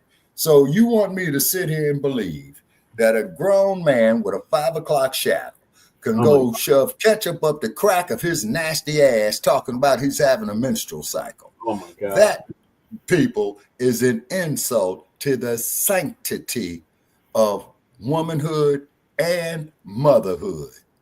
Well, that's what the Democrats want you to think, Shabaka. Yeah, exactly. You see what I'm saying? Oh, John Lewis, you know, talking about good trouble and having a nightstick glide gracefully upside his head. May rest in power. No. Straight, laid out, talking about this is good trouble. Then goes into the U.S. Congress and rants and raves, crumb bumming on people who do not accept, how can I be politically correct here? Yeah. Make rest in piss and shit right along with Charlie Kirk. The only one that needs to rest in power is Ashada Shakur. And Muhammad Ali. And hopefully Muhammad Ali is sitting up there using them bums for sparring partners for eternity. They're not in the same place, Shabaka. Well, yeah, you got a point on that. You know what I'm saying? You got a point on that. Yes, and keep in mind to all our listeners out here, we exercise a free speech, copyright disclaimer for fair use. Everybody's not going to agree with us, okay? And we ain't going to agree with everybody. You see, because if everybody was agreeing with everybody on bullshit, then the word debate would not exist. Right. We don't hate nobody, but we love where we come from. We love our contributions to planet Earth, you know, and just like the Queen Mother had said, the true revolution is saving this planet. Yep, and just as John Hendrick Clark said, I only debate my equals, all others I teach. That part. And then as I pointed out to you, Brother Che, that one of his prior students, Dr. Marimba Ani, she's still with us. The sister is up in age. Okay. So Dr. Ani, if you're out there, ma'am, and if you're up to it, please get with us. You know, we're on Twitter, we're on Facebook, we're here on PewTube as well, and whatnot. Now, these community standards that they talk about. Oh my gosh, Shabaka. The hypocrisy of that. Oh, you say let's go on to the next topic. You got to get on these cheddars, Shabaka. You know. Yeah. Okay. Cheddar's got to get that work. So, shout out to Professor. Okay. He's going to explain to us why West Indians like to hate FBA'S. All right. That ought to be enlightening. Family and fellow soldiers, I'm the professor, and this is the moment of truth. This morning's briefing dovetails with yesterday's in that we're going to continue discussing the threat to Black empowerment that comes from these tethers. But this time we're going to do it with a historical view. So we're going to focus on the fact that there's nothing new about it. I'll be reading an entire article from a publication called Negro Digest. This article in particular came to my attention through Twitter, one of those rare occasions when the website actually gives something good. Now, by the way, if that name Negro Digest doesn't even sound remotely familiar, there's a reason for that. It's a very old publication that went out of print a long time ago. The article that I'm going to read for you in its entirety was written by a man named Lennox Raphael, who was of West Indian descent, and he felt moved to expose and call out the rabid anti-FBA hostility from the West Indian immigrants. But that's only half of the reason why I want you to know about this article. The other half of the reason is that this was published in November of 1963. That's before the Voting Rights Act or the Civil Rights Acts were passed. Wow, it's before the Immigration and Nationality Act of 65, which lifted the immigration restrictions on Black immigrants, was passed. What were the attitudes of these Caribbean Blacks towards foundational Black Americans before Kamala Harris's allegedly Jamaican father came here to cruise for non-Black sex? What were their attitudes before the likes of Candace Owens people got here and the Eric Holders and the Kristen Clarks? We know what the attitudes have been of the Caribbean immigrants who came after 65. But this Negro Digest article, written by a man of West Indian descent, documents what it was before 65, and that this anti-FBA hostility has a long track record. You'll be disgusted by what you hear, but of course not surprised. In fact, the article reads as if we, the new voices of Blacc Media, wrote it, even though it was written before any of us were even born. And I should also mention that the person credited with having brought this article to people's attention is a Twitter account under the name Strictly for My NGZ, so salute to them. Now, the title of this article is To Be or Not to Be an American Negro. Some West Indians resent being called Negroes, and yet they are not accepted as white, and they're too well off here to go back to the islands. My aunt was very happy yesterday. I hadn't seen her so happy for a long, long time. She had become an American citizen. Proudly, she unwrapped the letters from the governor and the mayor and showed them to me. Her happiness seemed so pathetic, so wanting of something which is essential to happiness, belief, that I felt sorry for her. Imagine, she said, hugging me effusively, the governor and the mayor wrote me. That's a fine action on the part of the governor and the mayor, I told her, handing back the standard informal letters which bore the signatures of the two officials, stamped by anonymous clerks. Well, you can stay here for the rest of your life now, I told her. She turned on me as though I had cursed her. Who? Me? Not me and these people. I can never be an American. But you have citizenship now. That doesn't mean anything. Citizenship doesn't mean much to her, she says in an effort to cover up what really means so much to her, a woman past 50 here in the USA for 5 years. She doesn't want to be considered an American Negro. As a matter of fact, she's ashamed of being an American Negro. And this is the standard neurosis of the average West Indian immigrant. He or she does not want to be considered an American Negro. Subconsciously, they believe that the white man prefers them as non-American Negroes. In short, she wishes to be the white man's favorite nigger, and he may well be happy because he seems to be succeeding in dehumanizing himself. This is the color complex of the West Indian Negro, one who doesn't understand the fight for freedom in America, one who doesn't wish to understand it, and one who, even understanding it, doesn't have any sympathy for it. It's a further chapter in the history of the international black man's effort to escape from his skin and his being. I have yet to meet a West Indian Negro who doesn't feel he is better than the American Negro and, therefore, equal to the American white with whom he wishes to associate. Not everybody born in the West Indies can be a Sidney Poitier or a Cleveland Robinson, two of the many West Indians who have entered the mainstream of life. The majority, whether they come from Jamaica, Trinidad, Barbados, or Grenada, or any other part of the Caribbean, seek to degrade the American Negro. Somebody once said that the immigrant was a mad dog in search of any bone, and every... Shabaka, I had to ask Shabaka something. Eartha Kitt was a Caribbean, Shabaka? Yes, sir. I believe Eartha did come from either Haiti or Barbados, but let the professor play, and I'm going to pull up info on Eartha Kitt. Okay. Every time he found a bone, he would cross a bridge, look down in the water, see a larger bone, drop his own, and run down the bank of the river to be deceived by his unquenchability. Well, the immigrant Negro in America seems to be the mad dog with a bone in his mouth, constantly dropping it and finding others throughout this long search for an identity. Some time ago, I met a Jamaican in a Greenwich Village bar. I asked him whether he had become an American citizen. No, and never. Soon he was lashing out at the defects of the American Negro and pretending to be holier than they in the castle of his unpopular skin. They are animals, he said. They are this and they are that. I challenged his statements. Oh, you wouldn't know, he parried. You have to work with them.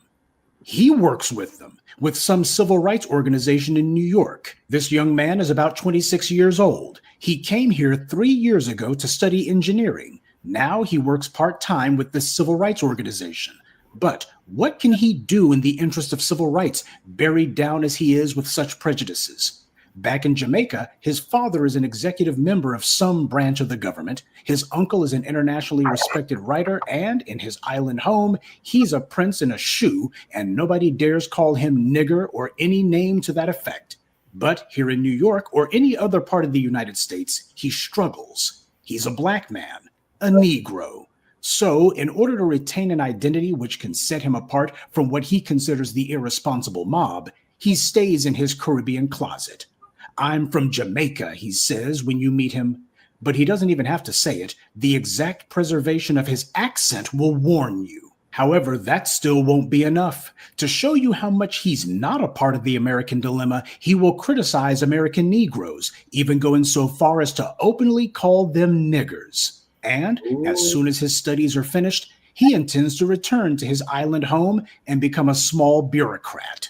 He is not unlike my aunt and the thousands of other aunts there are. My aunt rents a room from a Trinidadian, a woman who is an American citizen, a woman who has children born in America, but a woman who would never stand to be called an American.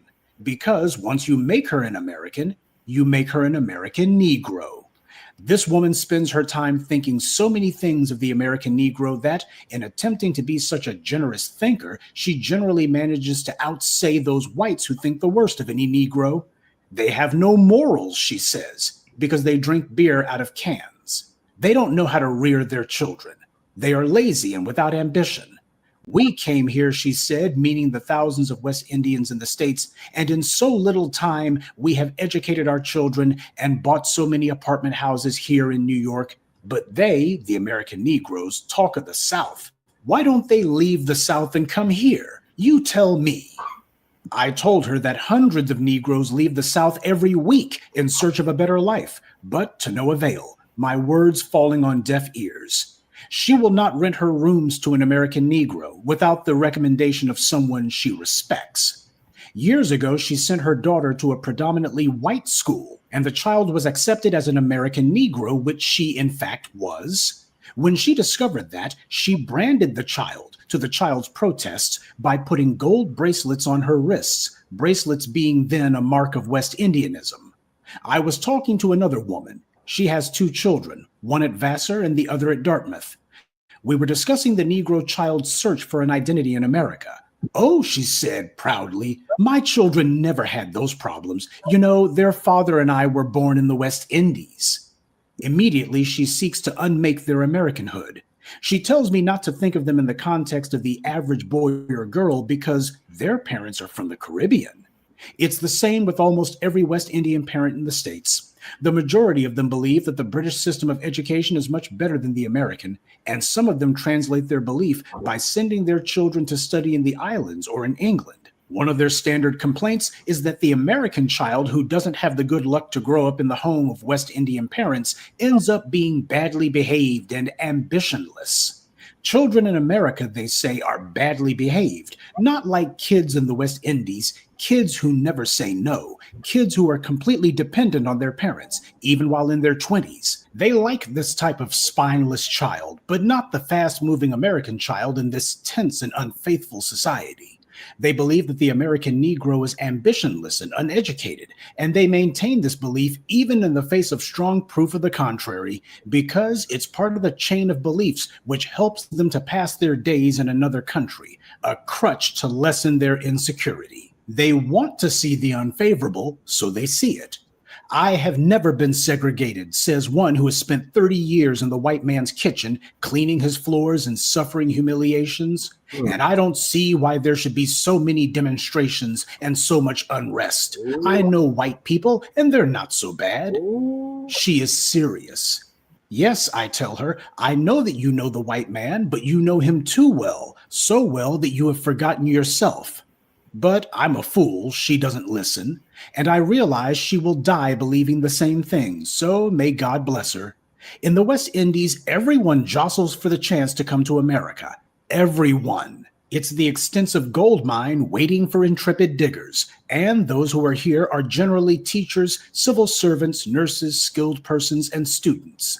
They come because they want a better life. They come to study or they come to work. Usually they do both. But there are also those who do nothing. They come out of a society where to be black is a disadvantage. Once here, they start working. Some of them get good jobs. Others work as porters, waiters, etc. But regardless of what they are doing, they send exaggerated reports of comfort to their island homes while they suffer what they accept as temporary indignities. The porter seldom identifies himself with the successes or failures of the American Negro. Since he can't get a better job, he offsets the temporary indignity by joining societies and lodges and becoming a leading member.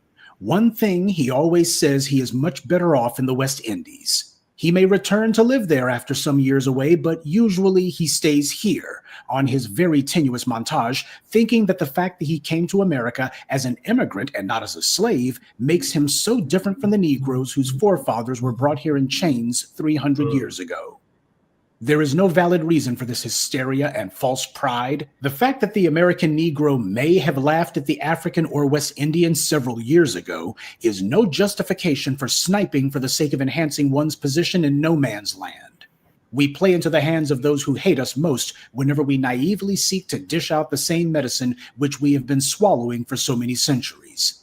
Yet, the tragic part of all this is the fact that we are all guilty in some way or the other of this very subtle crime. My aunt is a victim of this society which seeks to put man in different cells of his imagination and milk his essence, what little he has left of it, to divide him and then rule him. And when she tells me she is better than an American Negro, I tell her that what you are is always your constant companion, and you can only run so far, that when we amputate one leg to improve our gait, we stumble and fall into the dust of our souls. Now again, that was published in November of 1963. It was written by a West Indian immigrant, and everything that he wrote there basically was a Cliff Notes version of the entire message of the Blacc media against the tethers and the tetherism that they bring here. Everything from the old stale talking point of we're doing better in a short time. Well, yeah, when you go from a country that has no economy at all to a place where you can at least get a minimum wage job, I sure hope you can do something with it. Right. All the way to the lies about, oh, those Black Americans, they're like animals, I tell you. These are people who are actually taking their own self-hate and trying to project it onto someone else. I guess that's how they live with themselves. Now, obviously, I'm not referring to every single person from the West Indies to a man. The writer of that article is proof that it's obviously not everyone, but the problem is it is the majority. And we don't do ourselves any favors by closing our eyes and shutting our ears to that fact. This stuff has been going on before 1965. This is a prevailing attitude that they brought here with them. And as the writer said, it's based on nothing, and yet they do it because it makes them feel good. See, that's what happens when people have to flee from their country. When they choose to do that, how do they feel better about themselves? How do they look in the mirror and not see a failure? Well, what they do is they try to find somebody to dump on. But what happens when you decide to dump on the people who were the only ones who tried to help you? We would have to invent a new vocabulary to properly describe the kind of skullduggery and backstabbing that's been going on, which is exactly what the Blacc media did. We invented new terms to properly encapsulate all of this backstabbing behavior and all of this treachery. I've already broken down for you how that talking point about the immigrant who surpasses the native-born Americans is a socio-political fiction. It's not actually true. Most immigrants, Caribbean or otherwise, do not own townhouses or have big businesses. That's an absurd exaggeration. They always take a handful of exceptions and then try to explode that into a lie that, oh, this is everybody who comes from this group. Don't dream. As this article pointed out, a lot of those individuals who come here try to find some way to get into the kind of circles and the kind of places where FBA'S happen to be at. Just yesterday, we talked about a guy who had been in the country 25 plus years. This guy lied and claimed that he was a citizen, and yet somehow this man was allowed to get his hands on a doctorate, and he was allowed to become the school superintendent for a number of school districts. Given his background, it clearly wasn't because he was the most qualified. It's because the white powers that be, they looked at him and thought to themselves, this guy could be useful to us. And so he was in more ways than one. But that lie that a number of these black immigrants like to repeat that they heard from the white supremacists or from bootlicks like Thomas Sowell and other assorted morons, that, oh, these immigrants, they're just better than black Americans because of a superior culture. And they hear that and think to themselves, oh, so that's the ticket, huh? That's the lick, isn't it? Oh, yeah, I go ahead and repeat these talking points. Now I know who to dump on, and this will ingratiate me to the masters, right? When you point out that foundational black Americans also own townhouses and businesses, the tethers immediately move the goalposts and they say that, well, all black Americans should be owners of townhouses, etc., even though most black immigrants are not, even with all the government and corporate support they receive, even though many of them are supposed to be educated before they get here. Why is it that their education never goes to empower their home countries? How come they haven't figured out that trick yet? White supremacy has had long experience with weaponizing immigration against black Americans. It is actually a time-honored tradition for at least the last 200 years. And this is extended even to black immigrants. And these immigrants know it. The same way the Irish knew that even though they were being horribly oppressed by the British in Ireland, once they made it to the United States and met the cousins of those same British oppressors, there was a social policy of whiteness that they could gain access to if they made it clear they would uphold the racial hierarchy.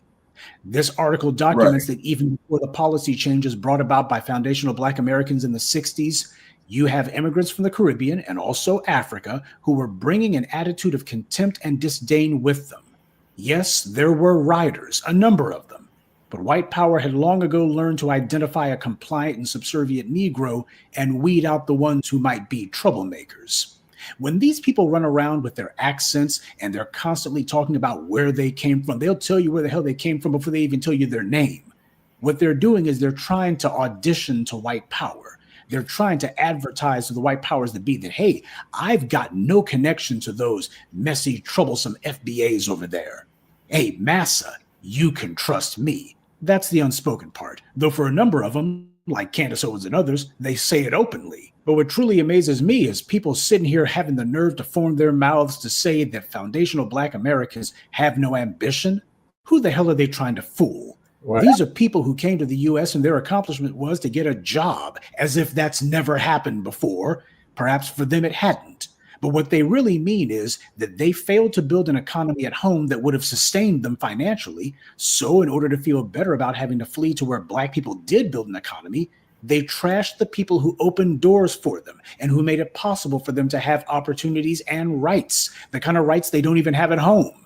And yet, as this article explains, they want to disassociate themselves from the people and the freedom struggle that made their so-called success possible. They love to claim, oh, racism. What racism? I don't see any racism around here. And why are they demonstrating and causing problems and all this? Why are they sitting here just agitating? I mean, there's nothing wrong with America. These white supremacists, why, they're just fine. There's barely a single hour that passes by that doesn't have some black immigrant claiming that racism isn't such a problem.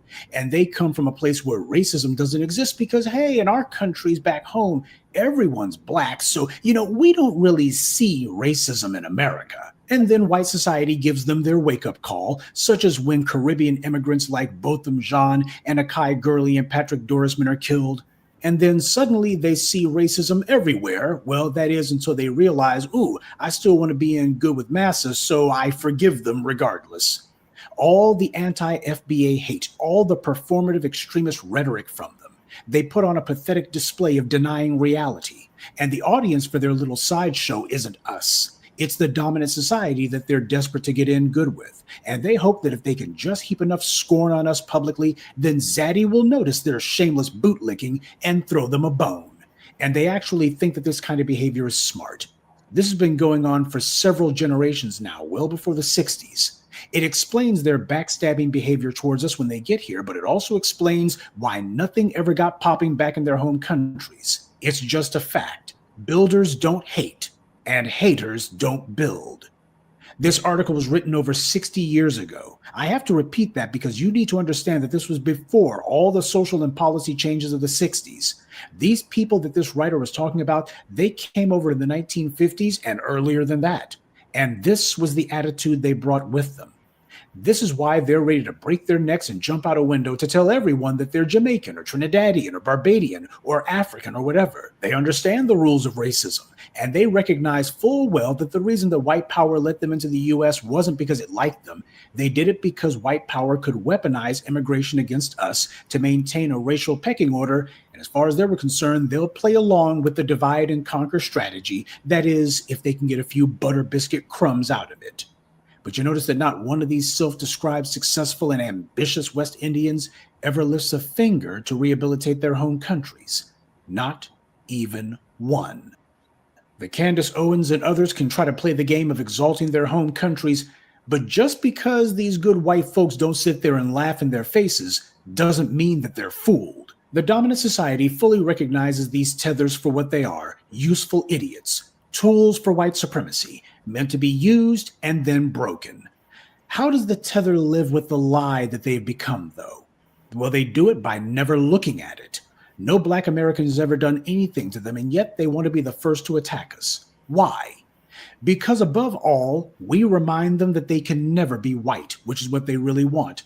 When we talk about opportunity and success, to the tether, these words mean the opportunity to finally be accepted as white. And success means that they successfully shed being Black, and now they get to be bona fide Europeans. It's like the racial equivalent of Pinocchio.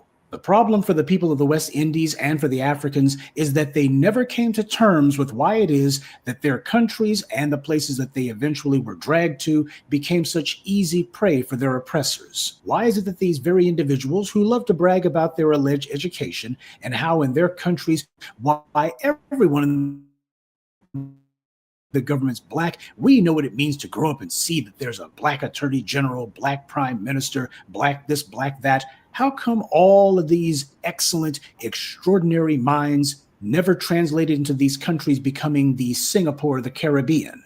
How come they can never get to that point? Spoiler, it wasn't because of Black Americans. Though the way that these guys obsess over trashing us, you would think that we were the ones who colonized Africa and dragged these people in chains to the Caribbean. Isn't it amazing? These people, they think to themselves that they're better than foundational Black Americans, even though they went through the exact same enslavement process, because apparently their slave ship made it to port first, so that makes them better. This is precisely the kind of infighting that they've practiced in their home countries for untold centuries, and now they've brought that same chaos here. There were a lot of Black people who were overly optimistic, even naive, thinking to themselves that, hey, we've got that revolutionary spirit, it's just a matter of everybody else feeling comfortable enough to say it. It didn't occur to Black folks for the longest time that maybe the reason that these other folks are not and have never been interested in overthrowing white supremacy is because they have always wanted to be part of it. When somebody has all of this deep contempt for you when you did absolutely nothing to them except for help them, when you have somebody who talks about you like a dog and regards you the exact same way that the white supremacists do, then what is your response to that kind of anti-Black hostility to be? Well, I'll tell you what you shouldn't do. You shouldn't decide that you're going to just close your eyes to the truth and hope to yourself that maybe you can shame the tethers into showing respect for you and for themselves. Anti-Black racism is based on lying images and false narratives from the white media. But for those trying to become white adjacent, they know that the extent to which the dominant society will throw them a few bones isn't based on how well they adhere to reality, but rather how slavishly they adhere to the narrative. This article points out that these tethers infiltrating our organizations and our groups and trying to find ways to destroy us from within, this isn't something that only came up in the last few years with Essence. This isn't even something that only came up since the 1960s. They've been doing it before. That's why I place special emphasis on how the writer of the article pointed out that there was this young man in Greenwich Village, 26 years old, and talking about Black people as if he had been raised by the Klan. As the article pointed out, before there was a civil rights division in the DOJ, you had tethers like him infiltrating these civil rights groups. A pathetic worm who fled from his home country because he was too incompetent and too cowardly to build it up. And then he comes to the United States and he has the nerve to actually call foundational Black Americans animals.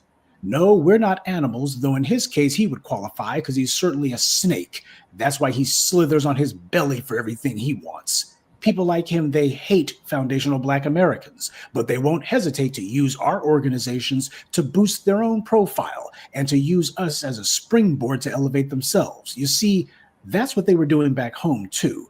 That's the reason why they didn't build home up, because they sit there and exploit and take advantage of their own countrymen as well. That's the way that they do things. This article is just another data point. It is another piece of documentation showing that the problem of tetherism predates the 1960s. That's part of the reason why it's so deeply ingrained into the culture of these places. And this is the reason why Pan-Africanism could never work. It was damned to fail from the very beginning because it was torn apart by its own internal contradictions. Pan-Africanism's a nice fantasy, but you can't live in a dream world. How in God's name are you going to have Pan-African anything or unity with people who call you animals, individuals who go out of their way to demonize you and try to degrade you, individuals who will shamelessly, ruthlessly try to take advantage of you, slithering their way into your organizations so that they can try to use you to benefit themselves, who will gladly sell you out to your historical enemies in a heartbeat, and then they'll sit there the whole time saying that your enemies were the good guys all along. How the hell are you going to have unity with that? But that's exactly what Black people tried to do for the better part of a century. And the lies and the talking points and the feeble rationalizations that these tethers use, as you can see, they haven't updated their playbook in decades. But then again, they don't have to. White power is the same old, same old. Now, this article is from the November 1963 issue of Negro Digest. It's available to read for free on Google Books. The link's going to be in the description. This goes to show that, as Dr. John Henrik Clarke said, all history is a current event. Everything that has ever happened continues to happen. And I would add to that if you want to break these cycles, you better start doing something different than what you've done in the past. Now, facing up to an unpleasant reality is unpleasant in the near term, but the truth of the matter is you'll adjust to it. But if you decide that you just can't let it go, then the only thing you're going to be is tethered to a lie. Good day and be one. I'd like to take a moment to mention some of our contributors: Brian Ellis, Sakina Collins, Diane Crowder, Christopher Pittman, and Mark Singleton. Salute to them and thank you to everyone for listening, liking, and sharing this message. Black empowerment only exists because of you. Okay, Brother Check. A federal judge handed down a sentence in the high-profile Sean Diddy Combs trial. The rapper was convicted on federal prostitution charges back in July. Let's go, correspondent CB Cotton outside of the courthouse. CB?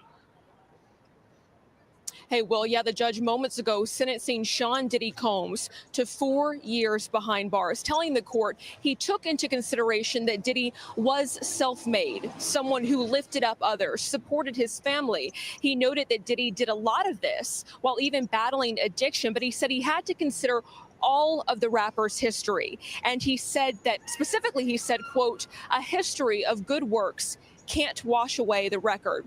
He pointed out that two of Diddy's accusers and former girlfriends, Cassie Ventura and a woman who testified under the pseudonym Jane, he talked about their testimony specifically. The judge pointing out that after Diddy publicly apologized for the leaked video of him assaulting Cassie, that Diddy assaulted his current girlfriend, Jane.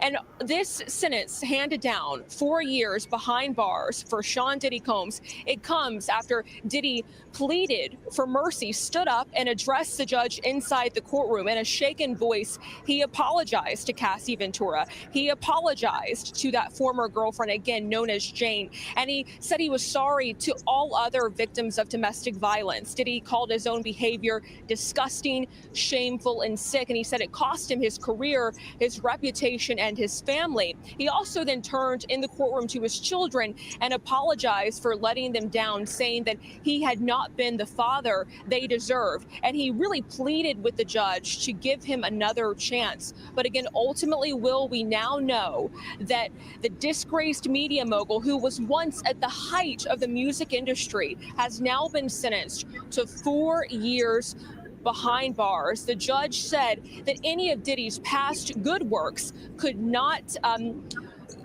overstate the record in this case. The witness testimony from women who said they had to endure years of physical and emotional abuse at the hands of the rapper.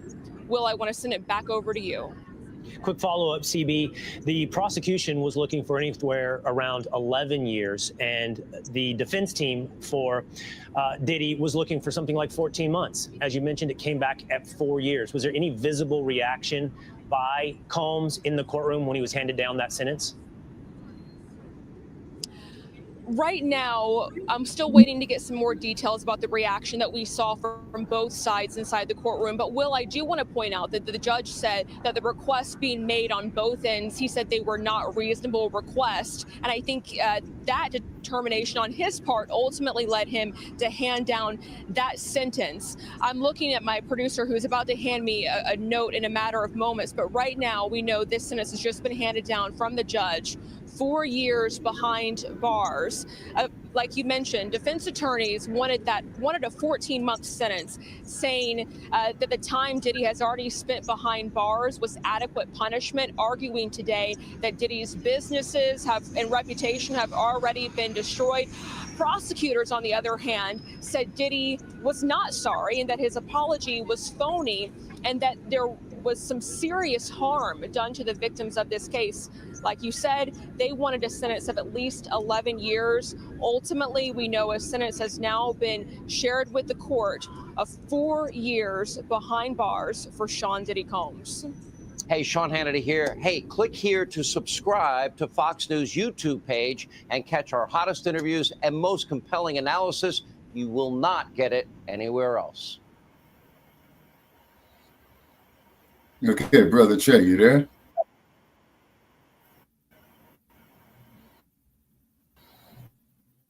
Okay, Brother Che.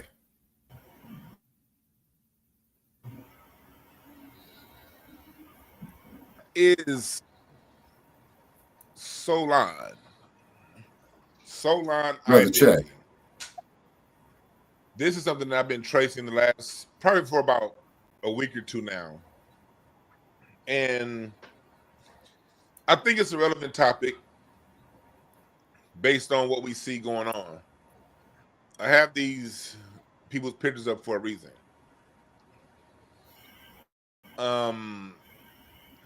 It has to do with Black American identity. Another way of saying FBA, another way of saying Native Black American, another way of saying freedmen. But I like the twist that they're putting on the soul and identity. We're going to get into what it means, what it's about, who it's for, who it's not for, and all that. I like it. I like it. I like it. You know, I like it a lot. Because I believe in having different names. I do believe in having different names to call yourself. You know what I mean? As long as all those names are names that you created. I'd rather have 10 names we call ourselves than one name given to us. You dig what I'm saying? So we're going to talk about this identity and identity politics. And we're going to go more into this whole Cardi B situation. Rapper JT called her out again in a diss track. And before that, JT, she's been very vocal about you know, Cardi B calling Black people monkeys and having all those racialized comments about us. And how Cardi B's been very problematic to Black Americans. And we're also going to talk about a clip. We're going to show a clip from Godfrey. The comedian Godfrey likes to play both sides of the fence. And, you know, this isn't me going at Godfrey. I like Godfrey. I have no issues with Godfrey. But when people play both sides of the fence, it got to be talked about. The same way we complimented Godfrey on this channel for stepping up when he boycotted Vlad and some of the dope moves that he's made.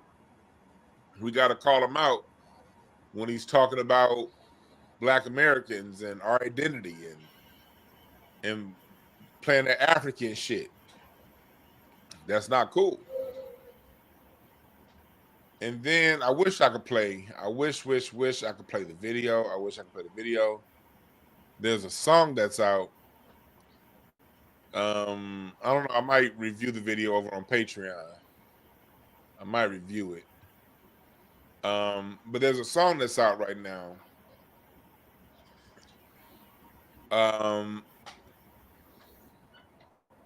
By Mona Leo called Sexy Solon. And it's part of a bigger movement that we see going on here in America with Black Americans and our identity. Again, I say I think this is a good thing. And people that keep saying that, oh, Black people thought they was this and thought they was that. Yes, there's a lot of confusion going on in Black America about our identity. That's right. And you know why? Because when you've been lied to for generation upon generation upon generation, it's going to take a little time to sort out some things. We just right now comparing notes, and we realizing we've been duped. So before Black people, before you allow any other group to criticize you, you look at them funny and ask them, why ain't you doing the same with your homeland?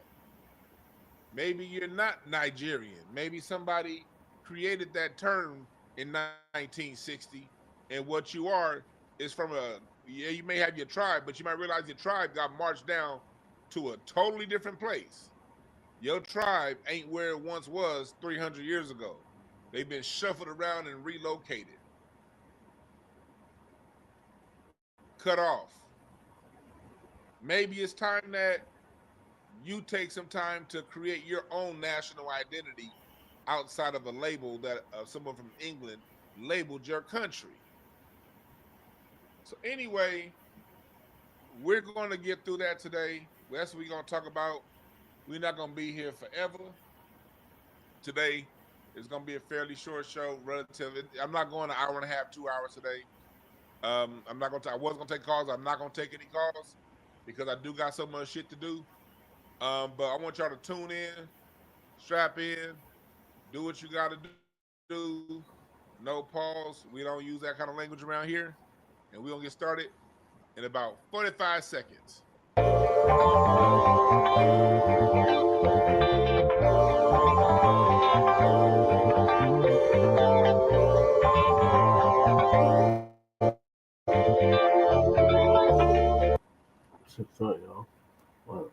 Y'all.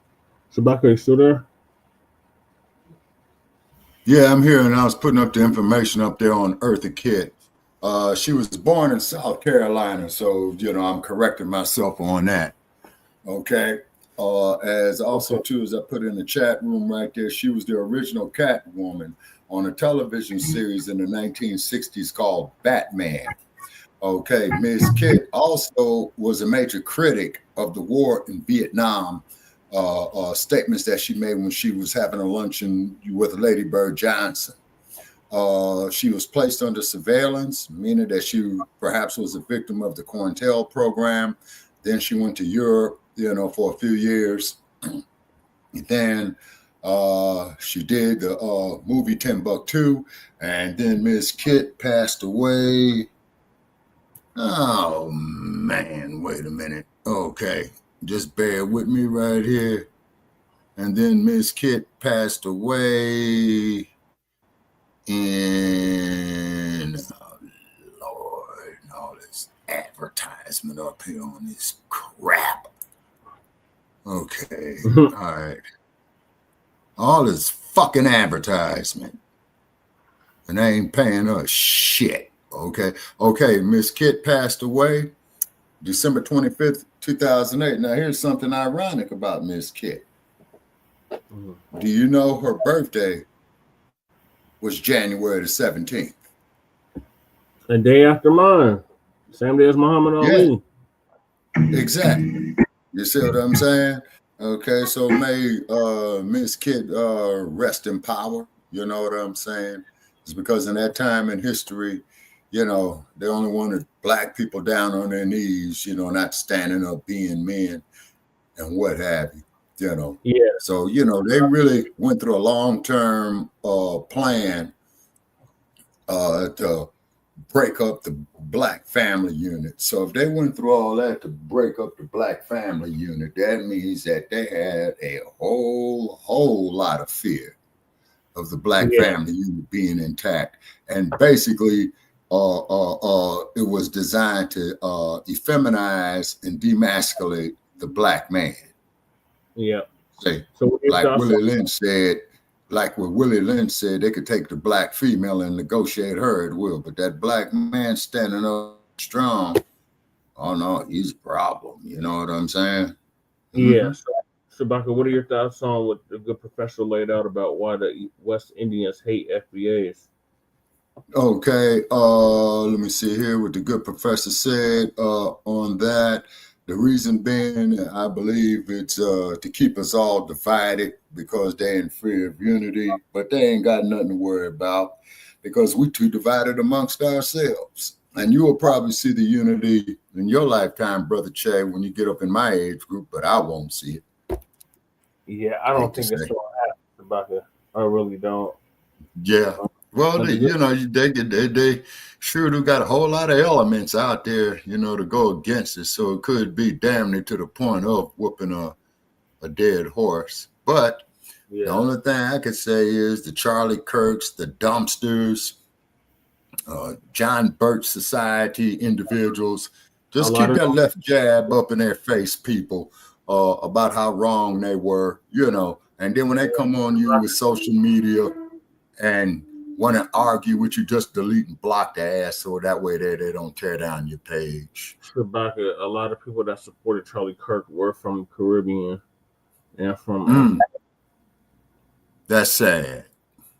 They got their heads bumped. You know what I'm saying? That is straight sad, just like how you and I had pointed out, man, who was the Reverend man? He had all the Nigerians bound down to him, Kenneth Copeland.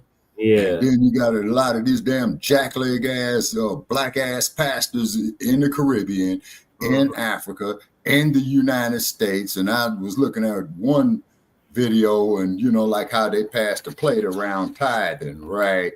So brother, he pulls out his wallet, is going to make a nominal donation. Pastor's going to tell him to put all the money in there.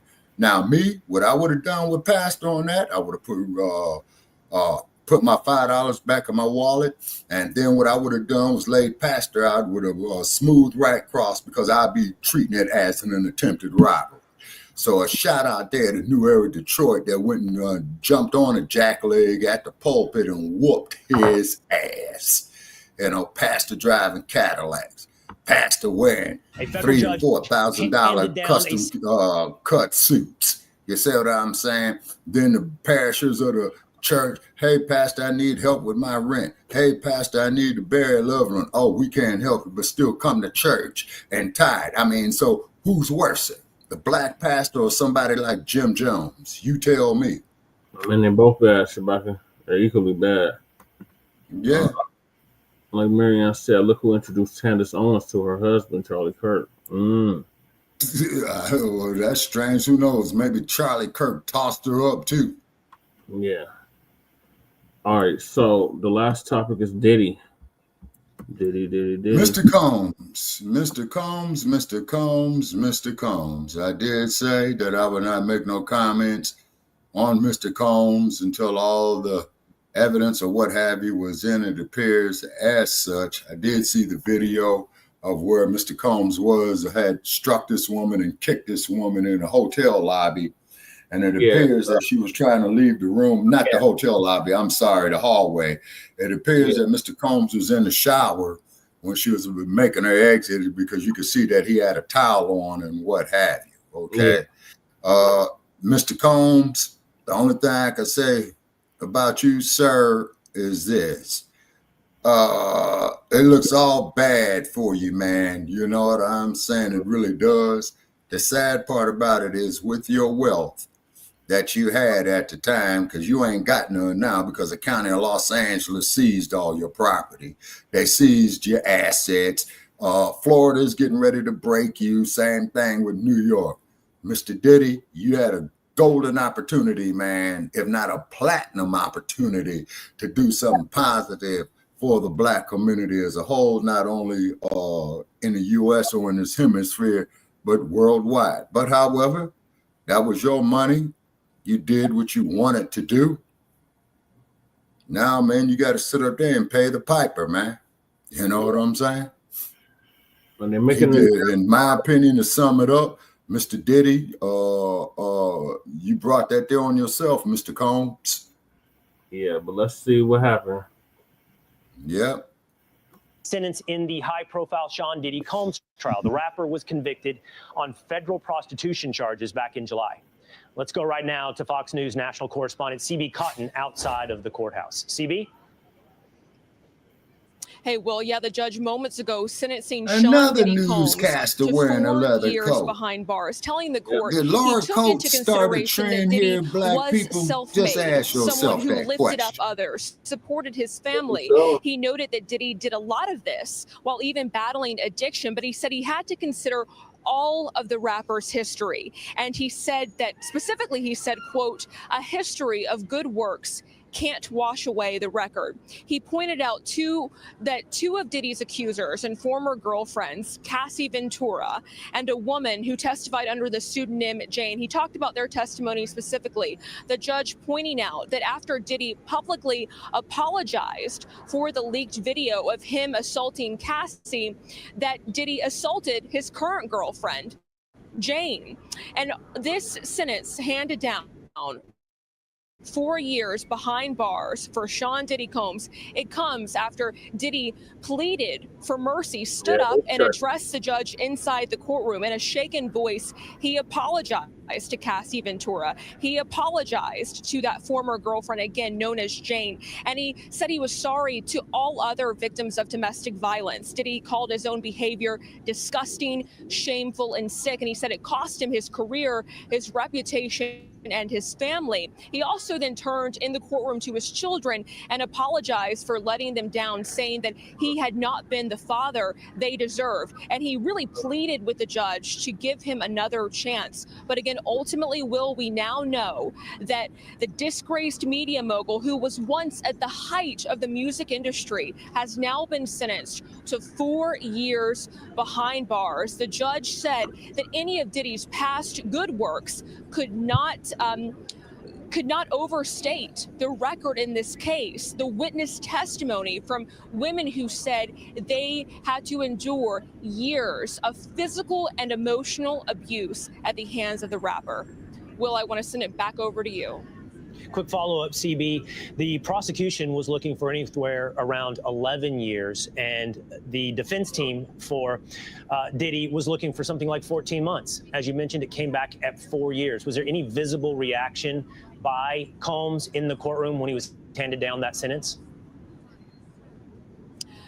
Right now, I'm still waiting to get some more details about the reaction that we saw from both sides inside the courtroom. But Will, I do want to point out that the judge said that the requests being made on both ends, he said they were not reasonable requests. And I think that determination on his part ultimately led him to hand down that sentence. I'm looking at my producer who's about to hand me a note in a matter of moments. But right now, we know this sentence has just been handed down from the judge, 4 years behind bars.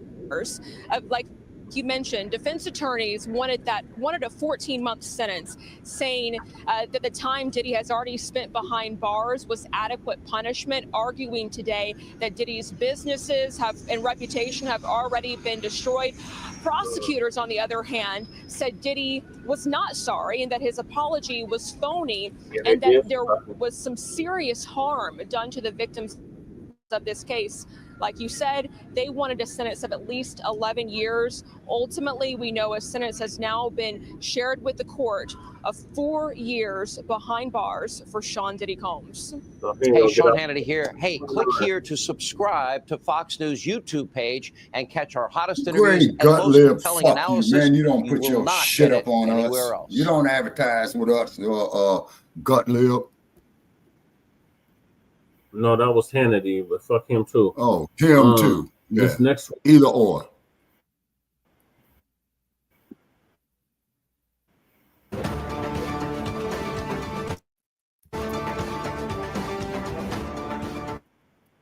I'm John Dickerson. Music mogul Sean Diddy Combs was just sentenced to more than 4 years in prison. The 55-year-old was convicted back in July on 2 counts of transportation to engage in prostitution. Combs had pleaded not guilty to all charges and was acquitted of 2 more serious charges, sex trafficking and racketeering, which would have led to a potential life sentence. Moments before he was sentenced, Combs apologized for his disgusting, shameful, and sick behavior. Those are his characterizations. Our Jerika Duncan is outside the courthouse. Jerika has covered this case from the beginning. Jerika, your thoughts? This was the most important day of this case, and Combs did give a statement about 12 minutes long where he spoke directly to the court. He talked about being personally responsible and apologized for what happened with his ex-girlfriends, Cassie Ventura and Jane. October is Domestic Violence Awareness Month, and he said moments ago, I want to personally apologize to all of the victims of domestic violence. He said, quote, I hate myself right now. I was stripped to nothing. And when it comes to that video of him beating Cassie, he said, I was sick on drugs. I was out of control. I needed help. I make no excuses. I knew better. But the judge had some very sharp words in response to Combs. He acknowledged that he is trying to do better and told him that he hopes that he continues that, but instantly went into rejecting attempts to characterize what happened as, quote, sex, drugs, and rock and roll. He said, you abused your power and control you had over women you claimed you had loved. You abused them emotionally and physically. He said the evidence was massive. I was sitting right here, he said. We read it and we saw it. Images of gashes and bruises and broken doors. And I saw it in the video. It was savage. This is according to the judge. This is some of the comments that he made just moments ago in court. Alice Gaynor from WCBS is in the courtroom right now and sending out notes just to give us a sense of what Combs' demeanor is like right now. What is his family reacting to? I also want to note something that the judge mentioned in reference to Jane. She went by the pseudonym Jane, but this was also an ex-girlfriend. He said he referred to the brutal assault of Jane by saying, you kicked down 5 doors in her home, lifted her off the floor by her neck, punched her, kicked her, dragged her by her hair, slapped her so hard she fell down. Jane, quote, her credibility testified to those things, that she was a credible witness. So some sharp words again from the judge who just handed down that sentence, 50 months in prison.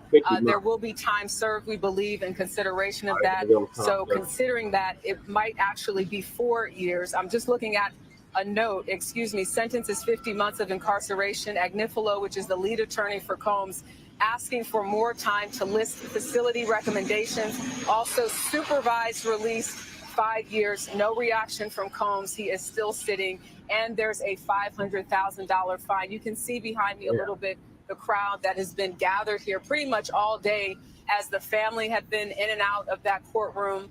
When I asked a couple of the defense attorneys how they were feeling today, they didn't have a comment. This day was very serious. They knew that going in. Not long ago in July, when it was that split verdict, they said this was a win for Combs. But the second part of that, the most important part of that, is the sentencing happening today. Again, the judge sentencing him to 50 months behind bars. Jerika, what other activity did we have today? Did we hear, there were the victim statements. Was this a part of today's activities? And also, did the judge make any characterization of the final sentence relative to those harsh words that you that you quoted him as saying? In other words, did he match the two up? Did he say, I'm delivering this very harsh characterological verdict on you, and the sentencing matches that, or did he just not make that connection? No, he did acknowledge that the sentence that prosecutors were asking for, 11 years, was a bit of an overreach. The probation report recommended 60 months. So when you look at the probation report of 60 months, he comes up with 50 months.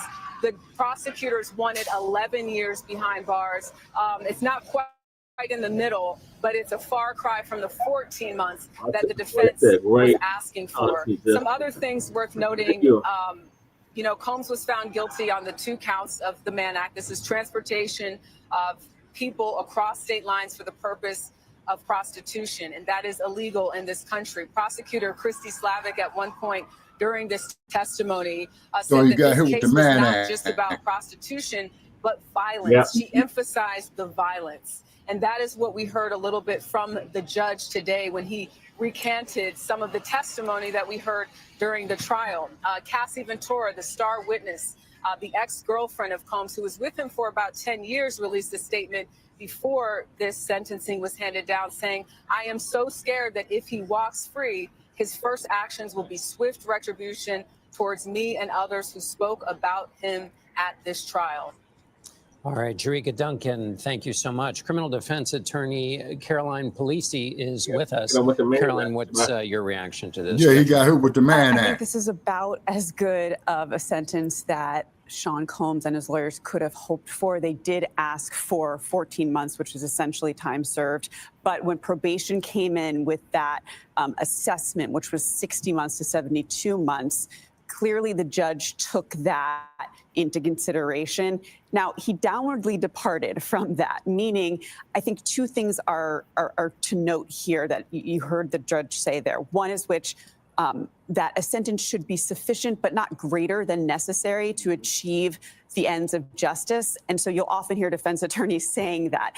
The second is that similarly situated defendants, you want no discrepancies in similarly situated defendants. When you look at all of the Mann Act guilty verdicts sort of in this jurisdiction, this is a pretty high sentence. And so I think the judge didn't want to get out of that heartland of the sentences while taking into account the violence here. That's the biggest issue here. Well, right. So on the one hand, you're saying Joe Schmo comes in, has a Mann Act violation. You want the sentences to be the same to hold up that important judicial principle that all people are. On the other hand, the judge, as Jerika went through, went on at some length about all of this other material and all of the stuff the judge mentioned. Is that a part of the Mann Act charge, or is that interesting? So it's not. So remember, it was a huge win for his defense when he was acquitted of those sex trafficking charge, which is essentially a Mann Act charge with the element of violence. And the defense actually raised a constitutional argument here in their brief, saying that, look, if you consider that conduct, the violence, the coercion that was presented by the prosecution, that's actually going against what the sentencing guidelines recommend or state, that you can't consider acquitted conduct. Essentially, he was found not guilty of that conduct, so why consider it in the sentence? Right. The judge setting some precedent here, saying, absolutely, I can consider the evidence that was produced at trial. It's not necessarily going against those acquittals. There was obviously evidence of violence here. You can take into account his character, his demeanor. This has always been a tale of two different Sean Combs. The defense wants to portray him as, a lost man who has trauma issues since his father was murdered at the age of 3, with addiction issues, struggling to get by. The prosecution paints him as sort of a nefarious, devious, really serial perpetrator of violence. So in the end here, you mentioned that the defense team will be happy with this verdict. Oh, well, look, I mean, they wanted him to walk out. I think Agnifilo said, today we wanted to walk out. I think they may appeal on the constitutional grounds, on the grounds that they're going to say that the judge took into account this acquitted conduct and that they should only be looking at the actual violations of the Mann Act. So just to catch people up with that. So if it comes out in trial that you did X, Y, and Z, but you are then acquitted of the charges in which that information came out, the defense's argument will be the judge can't take that into consideration. Exactly. Even though it was talked about and everybody knows about it, can't do it. That would be their grounds. Exactly, because you weren't found guilty of that offense.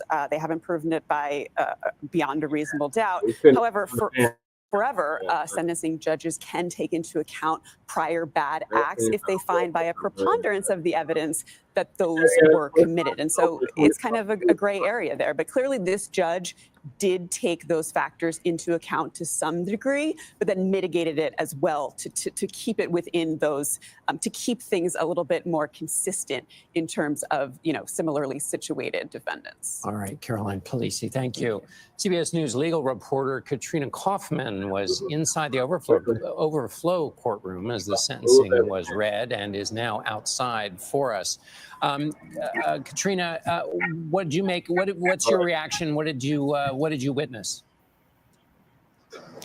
I mean, what was striking when the sentence was finally read is how still Sean Combs was. He just sat there, his hands clasped, looking down, and it was such a contrast to earlier, because I would say it was such an emotional day in that courtroom.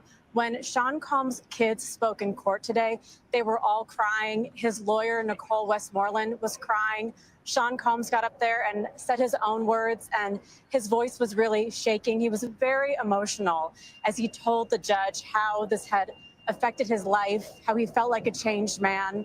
And even when the judge read this sentence, he began by praising Sean Combs, by talking about the work that he's done, the barriers that he's broken, how impressive it is, even at a young age, having lost his father, all that he overcome. But he said that all of that could not wash away the record of this case, the evidence that we saw in that courtroom.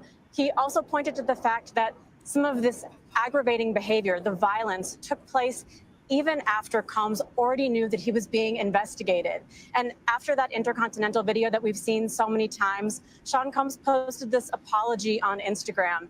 The judge said, saying a lot of what he said in the courtroom today, and yet even after that, he beat one of the women who testified in this trial. So the judge was just not convinced that his behavior had changed, and he said that this had to be done for deterrence. And Sean Combs just really sat there looking defeated. He told us in court today that he was broken. He looked absolutely distraught when his kids were speaking earlier. He was crying. He was wiping his face with a tissue. And you can see really how all of this has affected him. And now he is going to have to deal with this incarceration.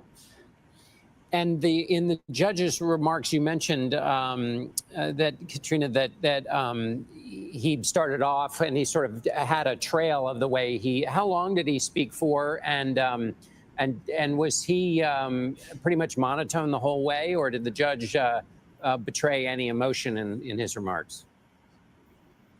No, I would say that there absolutely was. And I can't say how long, because he was actually still speaking as I left the courtroom. He was praising the women who came and testified in this trial and the courage that it took for them to do that as I walked out.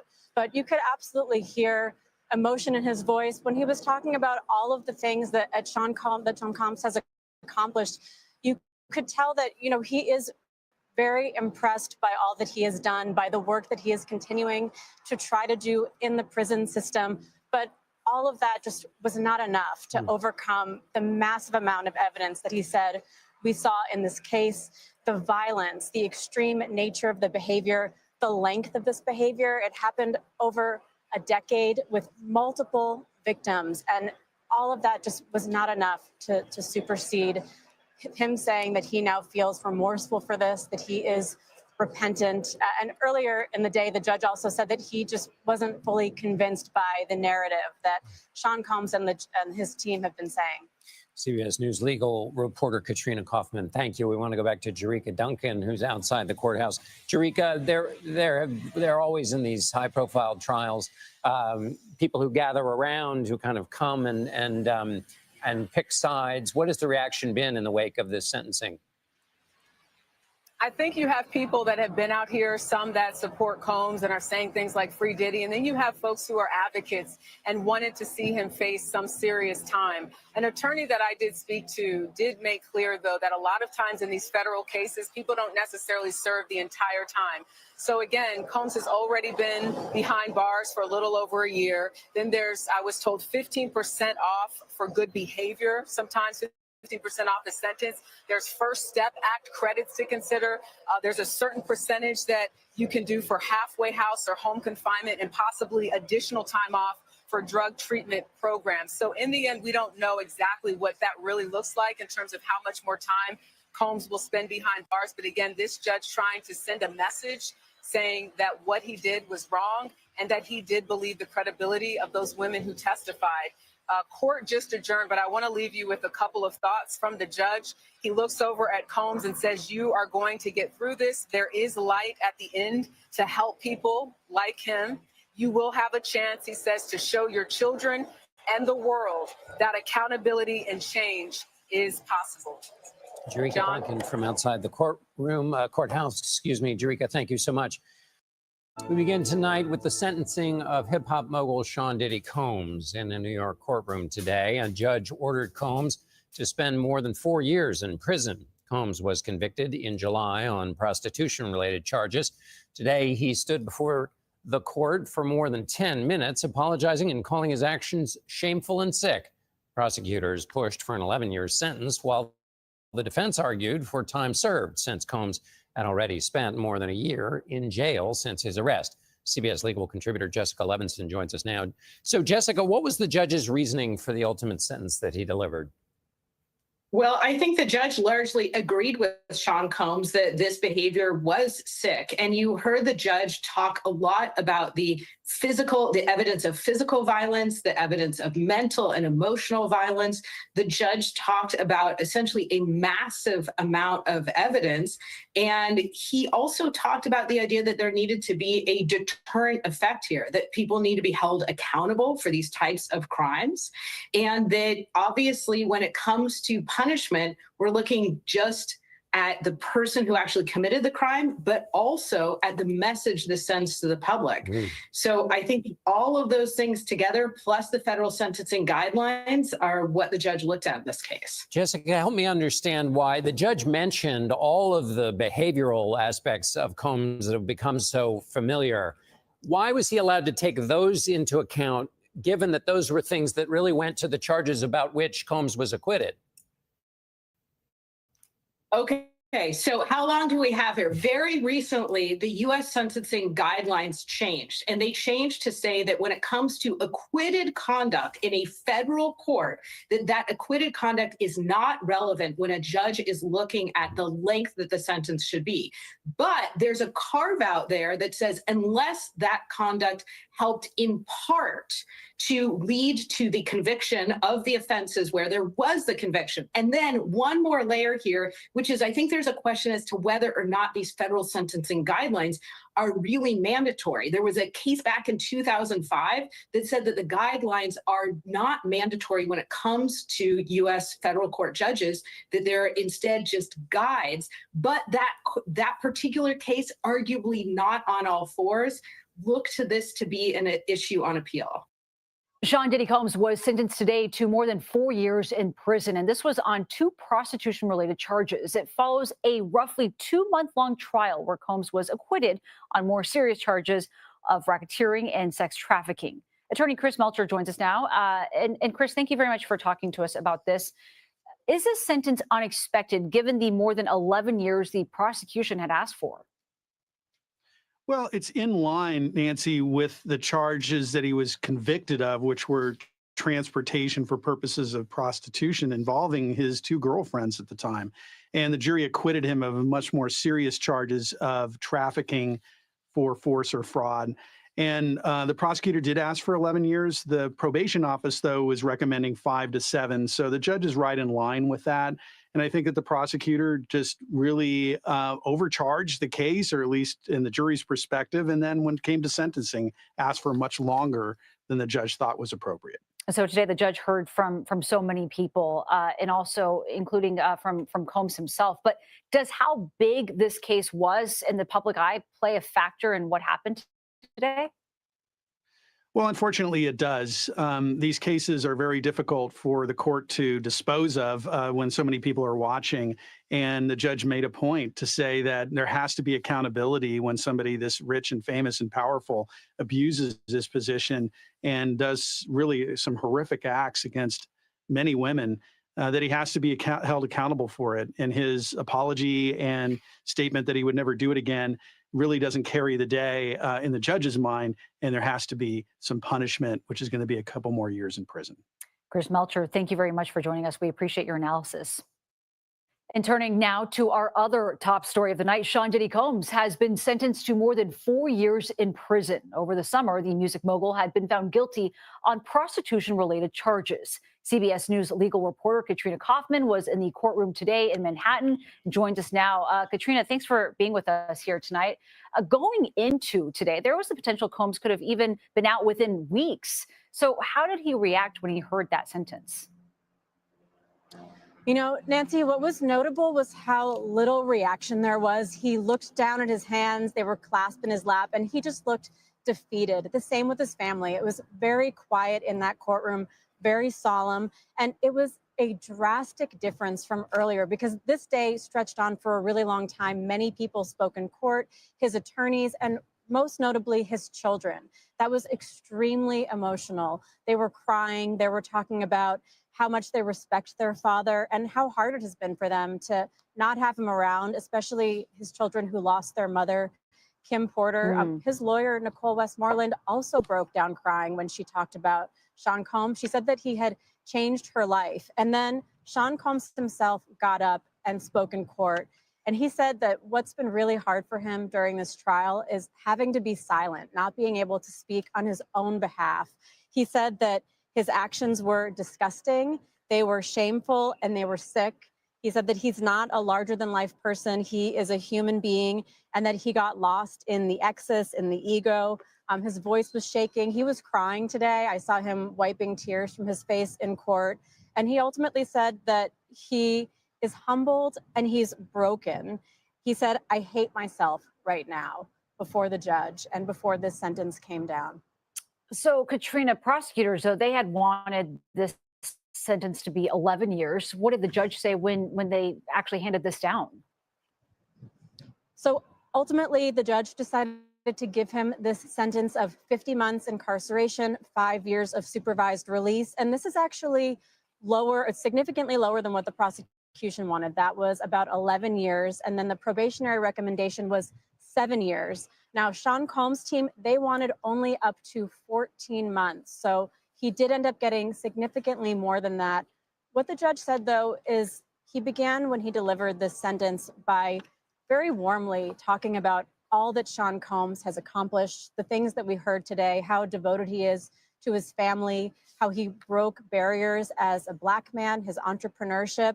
But then there was this shift in tone, and he got very serious, and he ultimately said that there was just an overwhelming amount of evidence in this case. The actions that Sean Combs took against his ex-girlfriends, Cassie Ventura, and a woman who went by Jane, who testified in this courtroom, the violence, the psychological and physical abuse against them. And he said that he had to give a significant sentence for the purpose of deterrence, and because he believes that Sean Combs still could potentially pose a danger. He thinks that he needs more time in prison, but said that he will ultimately get his life back on the other side of this. Katrina Kaufman, thank you for your reporting throughout this process. We appreciate it. Music mogul Sean Diddy Combs. This is our other second breaking news story. Just been sentenced to 4 years and 2 months in prison on prostitution-related charges. As our continuing news coverage and this breaking news environment continues, I want to turn now to CBS News legal reporter Katrina Kaufman, who is outside the courthouse in New York. Katrina, catch us up on the details and whatever reaction you are detecting outside the courthouse. Major, it's great to join you. So yes, Sean Combs was sentenced to 50 months of incarceration and then 5 years of supervised release. What the judge told him is that he will still have a life after this. Sean Combs was really hoping to potentially even walk out of that court today. His team, Major, had actually set up a teaching engagement for him on October 6th with the hope that they were creating a plan for him when he got out of the MDC, where he has been for the last almost 13 months. And the judge's tone was very interesting because he began delivering this, Major, by praising Sean Combs, by talking about all of the iconic and incredible work that he's done as an entrepreneur. He said that he took into account all of these mitigating factors, his community ties, the work he's done, his family. But despite all of that, he said that the evidence was just overwhelming in this case. The violence, especially with the two women, the victims who spoke at this trial, Major. He said that for deterrence, it was important that he give a substantial sentence here to show that exploitation and violence against women are met with real accountability. And Katrina, just very quickly, explain the gap between what prosecutors were advocating for, what the defense was seeking in terms of a sentence, and where the judge ultimately landed. Absolutely. So the defense was asking for up to 14 months. Sean Combs has already spent about 13 months in the Metropolitan Detention Center, so that would have had him getting out almost immediately. What the prosecution wanted was a little bit over 11 years. The probationary report had said to give him 7 years. So the judge pointed out that he did actually go less than that recommendation. He said that he felt the prosecution's estimate was just too extreme, Major, but at the same time, the defense's was just far too short a time frame. Katrina Kaufman, outside the courthouse, with all that breaking information and context, I thank you very, very much. Good evening. I'm John Dickerson. I'm Maurice Dubois. He had it all: fame, fortune, family. Today, Sean Diddy Combs stood before a federal judge here in New York, humbled. "I beg your honor for mercy," he said, as he was about to be sentenced for a prostitution-related conviction. Combs admitted, "I have nobody to blame but myself." The judge sentenced him to just over 4 years in prison. Prosecutors had sought 11. Combs will get credit for 1 year already served. He will also have 5 years of supervised release after prison. And the judge fined him $500,000. Jerika Duncan is at the courthouse and leads us off tonight. Jerika? Good evening. You know, Combs had plans to speak next week at a reentry program in Miami. His team was hoping for a much lighter sentence, but in the end, the judge said Combs should use this moment to show the world and his children what accountability and change is. Music mogul Sean Diddy Combs sat motionless as the judge sentenced him to 50 months behind bars and a $500,000 fine. In July, the 55-year-old was convicted of 2 counts of transportation to engage in prostitution. He was acquitted of more serious charges, racketeering conspiracy and sex trafficking, involving his ex-girlfriend, Cassie Ventura, and another woman. Today's sentencing hearing lasted all day, during which Combs told the judge, "I lost my businesses, my career, destroyed my reputation, lost my self-respect. I've been humbled and broken to my core, and I hate myself right now." An 11-and-a-half-minute video of his life was shown in court, presented by his defense team. We wanted to raise some money for the children of New York City for health and education. We have a huge education crisis. As the video played, Combs broke down and cried. 6 of his 7 children addressed the judge and asked for leniency. Combs' 18-year-old daughter, Delilah, pleaded with the judge for, quote, "a chance for her family to heal together, not as a headline, but as human beings who are trying to do better." But that wasn't enough to sway U.S. District Judge Arun Subramanian, who spoke directly to Combs about the abuse and said, "We read about it in text messages and emails. We saw it in the images of gashes, bruises, broken doors, and we saw the video of your savage beating of Miss Ventura." Cassie Ventura's attorney said in a statement that today's sentence recognizes the impact of the serious offenses that Combs committed. All right, that's it for that. All right, what are your thoughts, Shabaka? Okay, well, like I said off in the chat room, you know, Diddy's washed up. You know what I mean? And what they're going to do, they're going to break his ass because, as you already know, California seized his property. I believe New York and Florida, if they didn't do it already, they will go into the process, I'm sure. You know, bank accounts is gone. Royalties is being seized.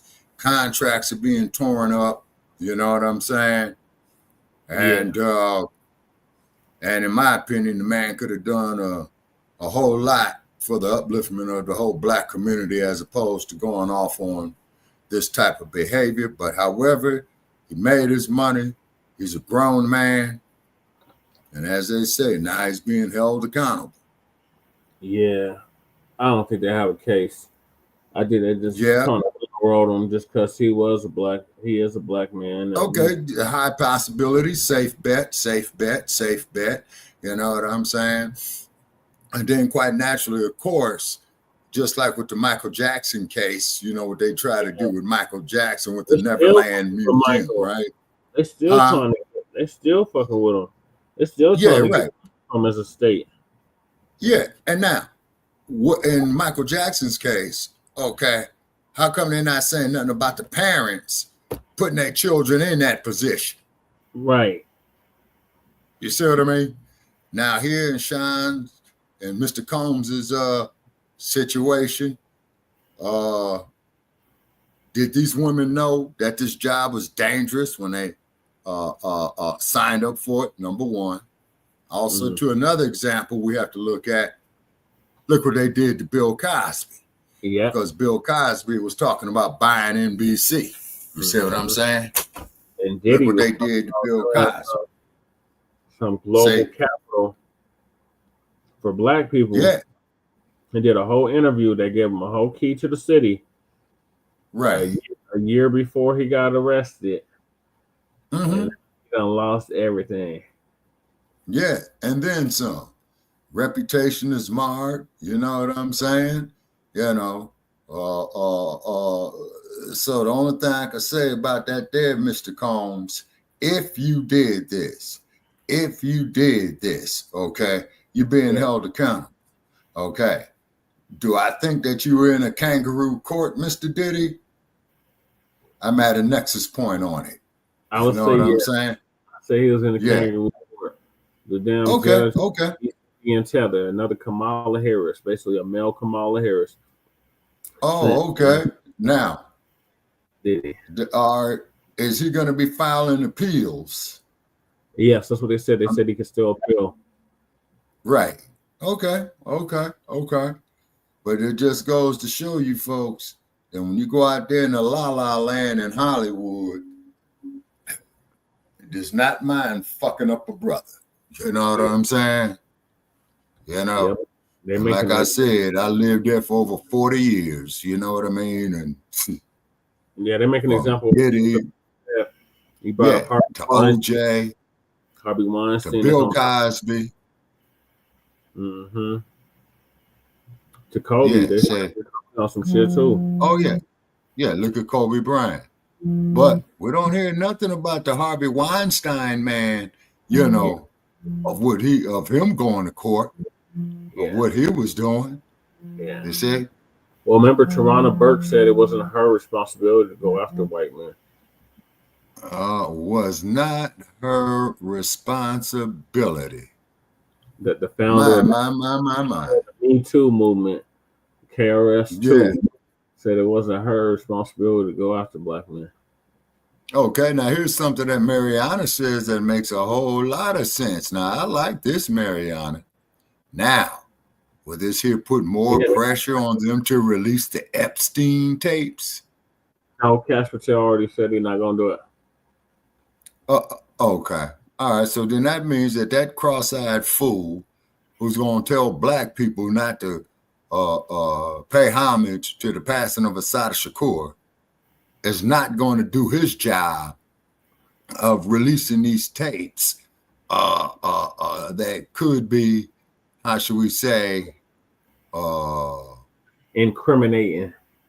Yeah, that's the good word I'm looking for, against the dump. You know, so like I said, you know, and they wonder how why we feel the way we feel, but they talk about freedom of speech, right? Mm-hmm. How many times have we been hit? Oh, you violating community standards. I've lost count. We're habitual offenders of that. Yeah. But then you're going to sit up here and tell me that I got to call a man a woman because he wears woman's clothes and he shoves ketchup up his ass talking about he's having a menstrual cycle, which is an insult to the sanctity of womanhood. And I want to make that perfectly clear. You see?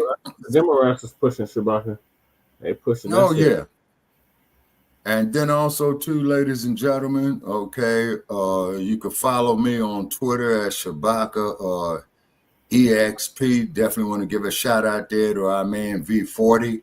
You know, I was on his platform earlier today. You know what I mean? Okay, and then I was on another platform a couple of nights ago where they called me everything but a child of God. And then when I was with Mr. V40, a couple of those trolls showed up and they saw that I was on there, and then they bailed out. You know what I mean? So them clowns don't ever have to worry about me going up there on their platform anymore. But V40, he's the man. And definitely for those of you out there, follow at Shabaka EXP on Tweety Bird. You know what I'm saying? Shabaka, we both called him the Afro Elites. And definitely there. Shout out there to Mr. Afro Elite, you know, the brother out of the Midwest, I believe. You know, he did take he's out of the Shy. You know, he did take our calls, and I appreciated him giving us the time to speak on this platform. So therefore, Afro Elite, we shout on you out as well too, brother. You know what I'm saying? And get with us when you can, Afro Elite. You're more than welcome to come join us. Well, it's actually two things I agree with him on, Godmother. I agree with him on that, and I agree with him on we built this country, and we have not got the we so rightfully deserve. Yeah. So I have to agree with those. Those are two facts right there. You see what I'm saying? And there's no argument with undisputed truth. You see what I mean? Well, this is going to conclude season 10, episode 46 of Grand Riser with Shabaka and the Chase, in conjunction with the Front Line Blacc News. We usually go on in the morning, but I had furniture shopping to do this morning, so we weren't able to go on this morning, so we have to push it to the evening. But join us tomorrow evening for Front Line Blacc News, season 5, episode 46, part 1.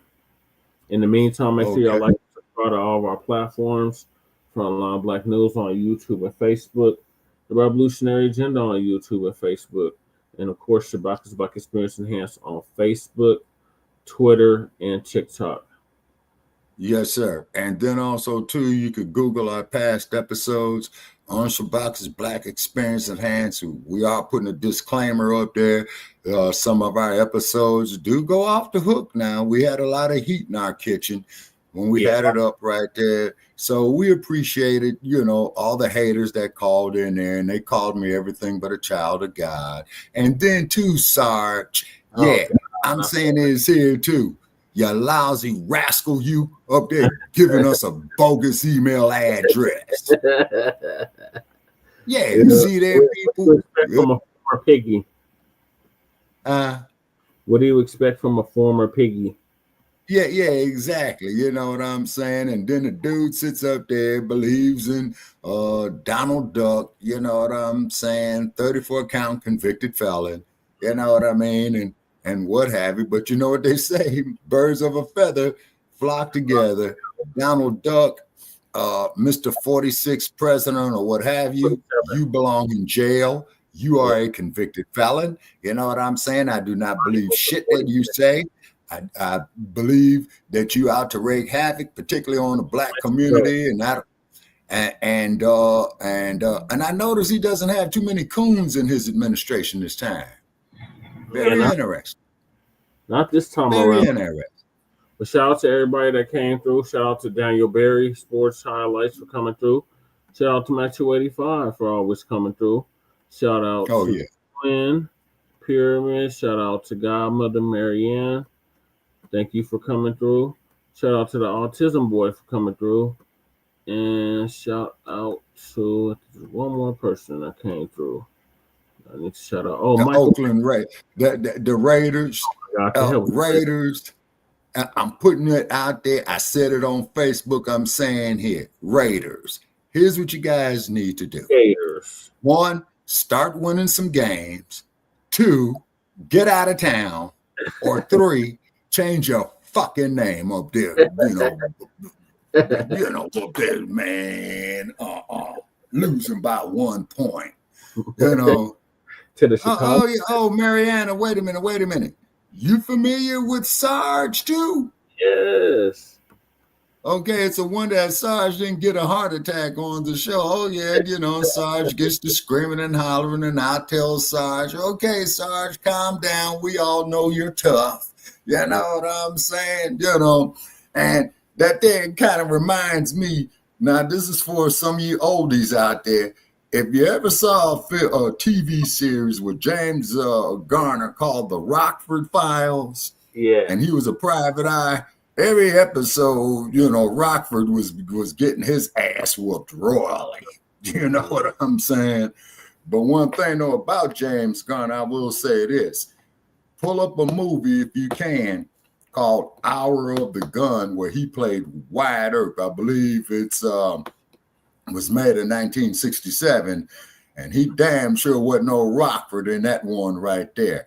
And on that note right there, just remember there's one sentence that I remember from the movie, okay, and pull it up.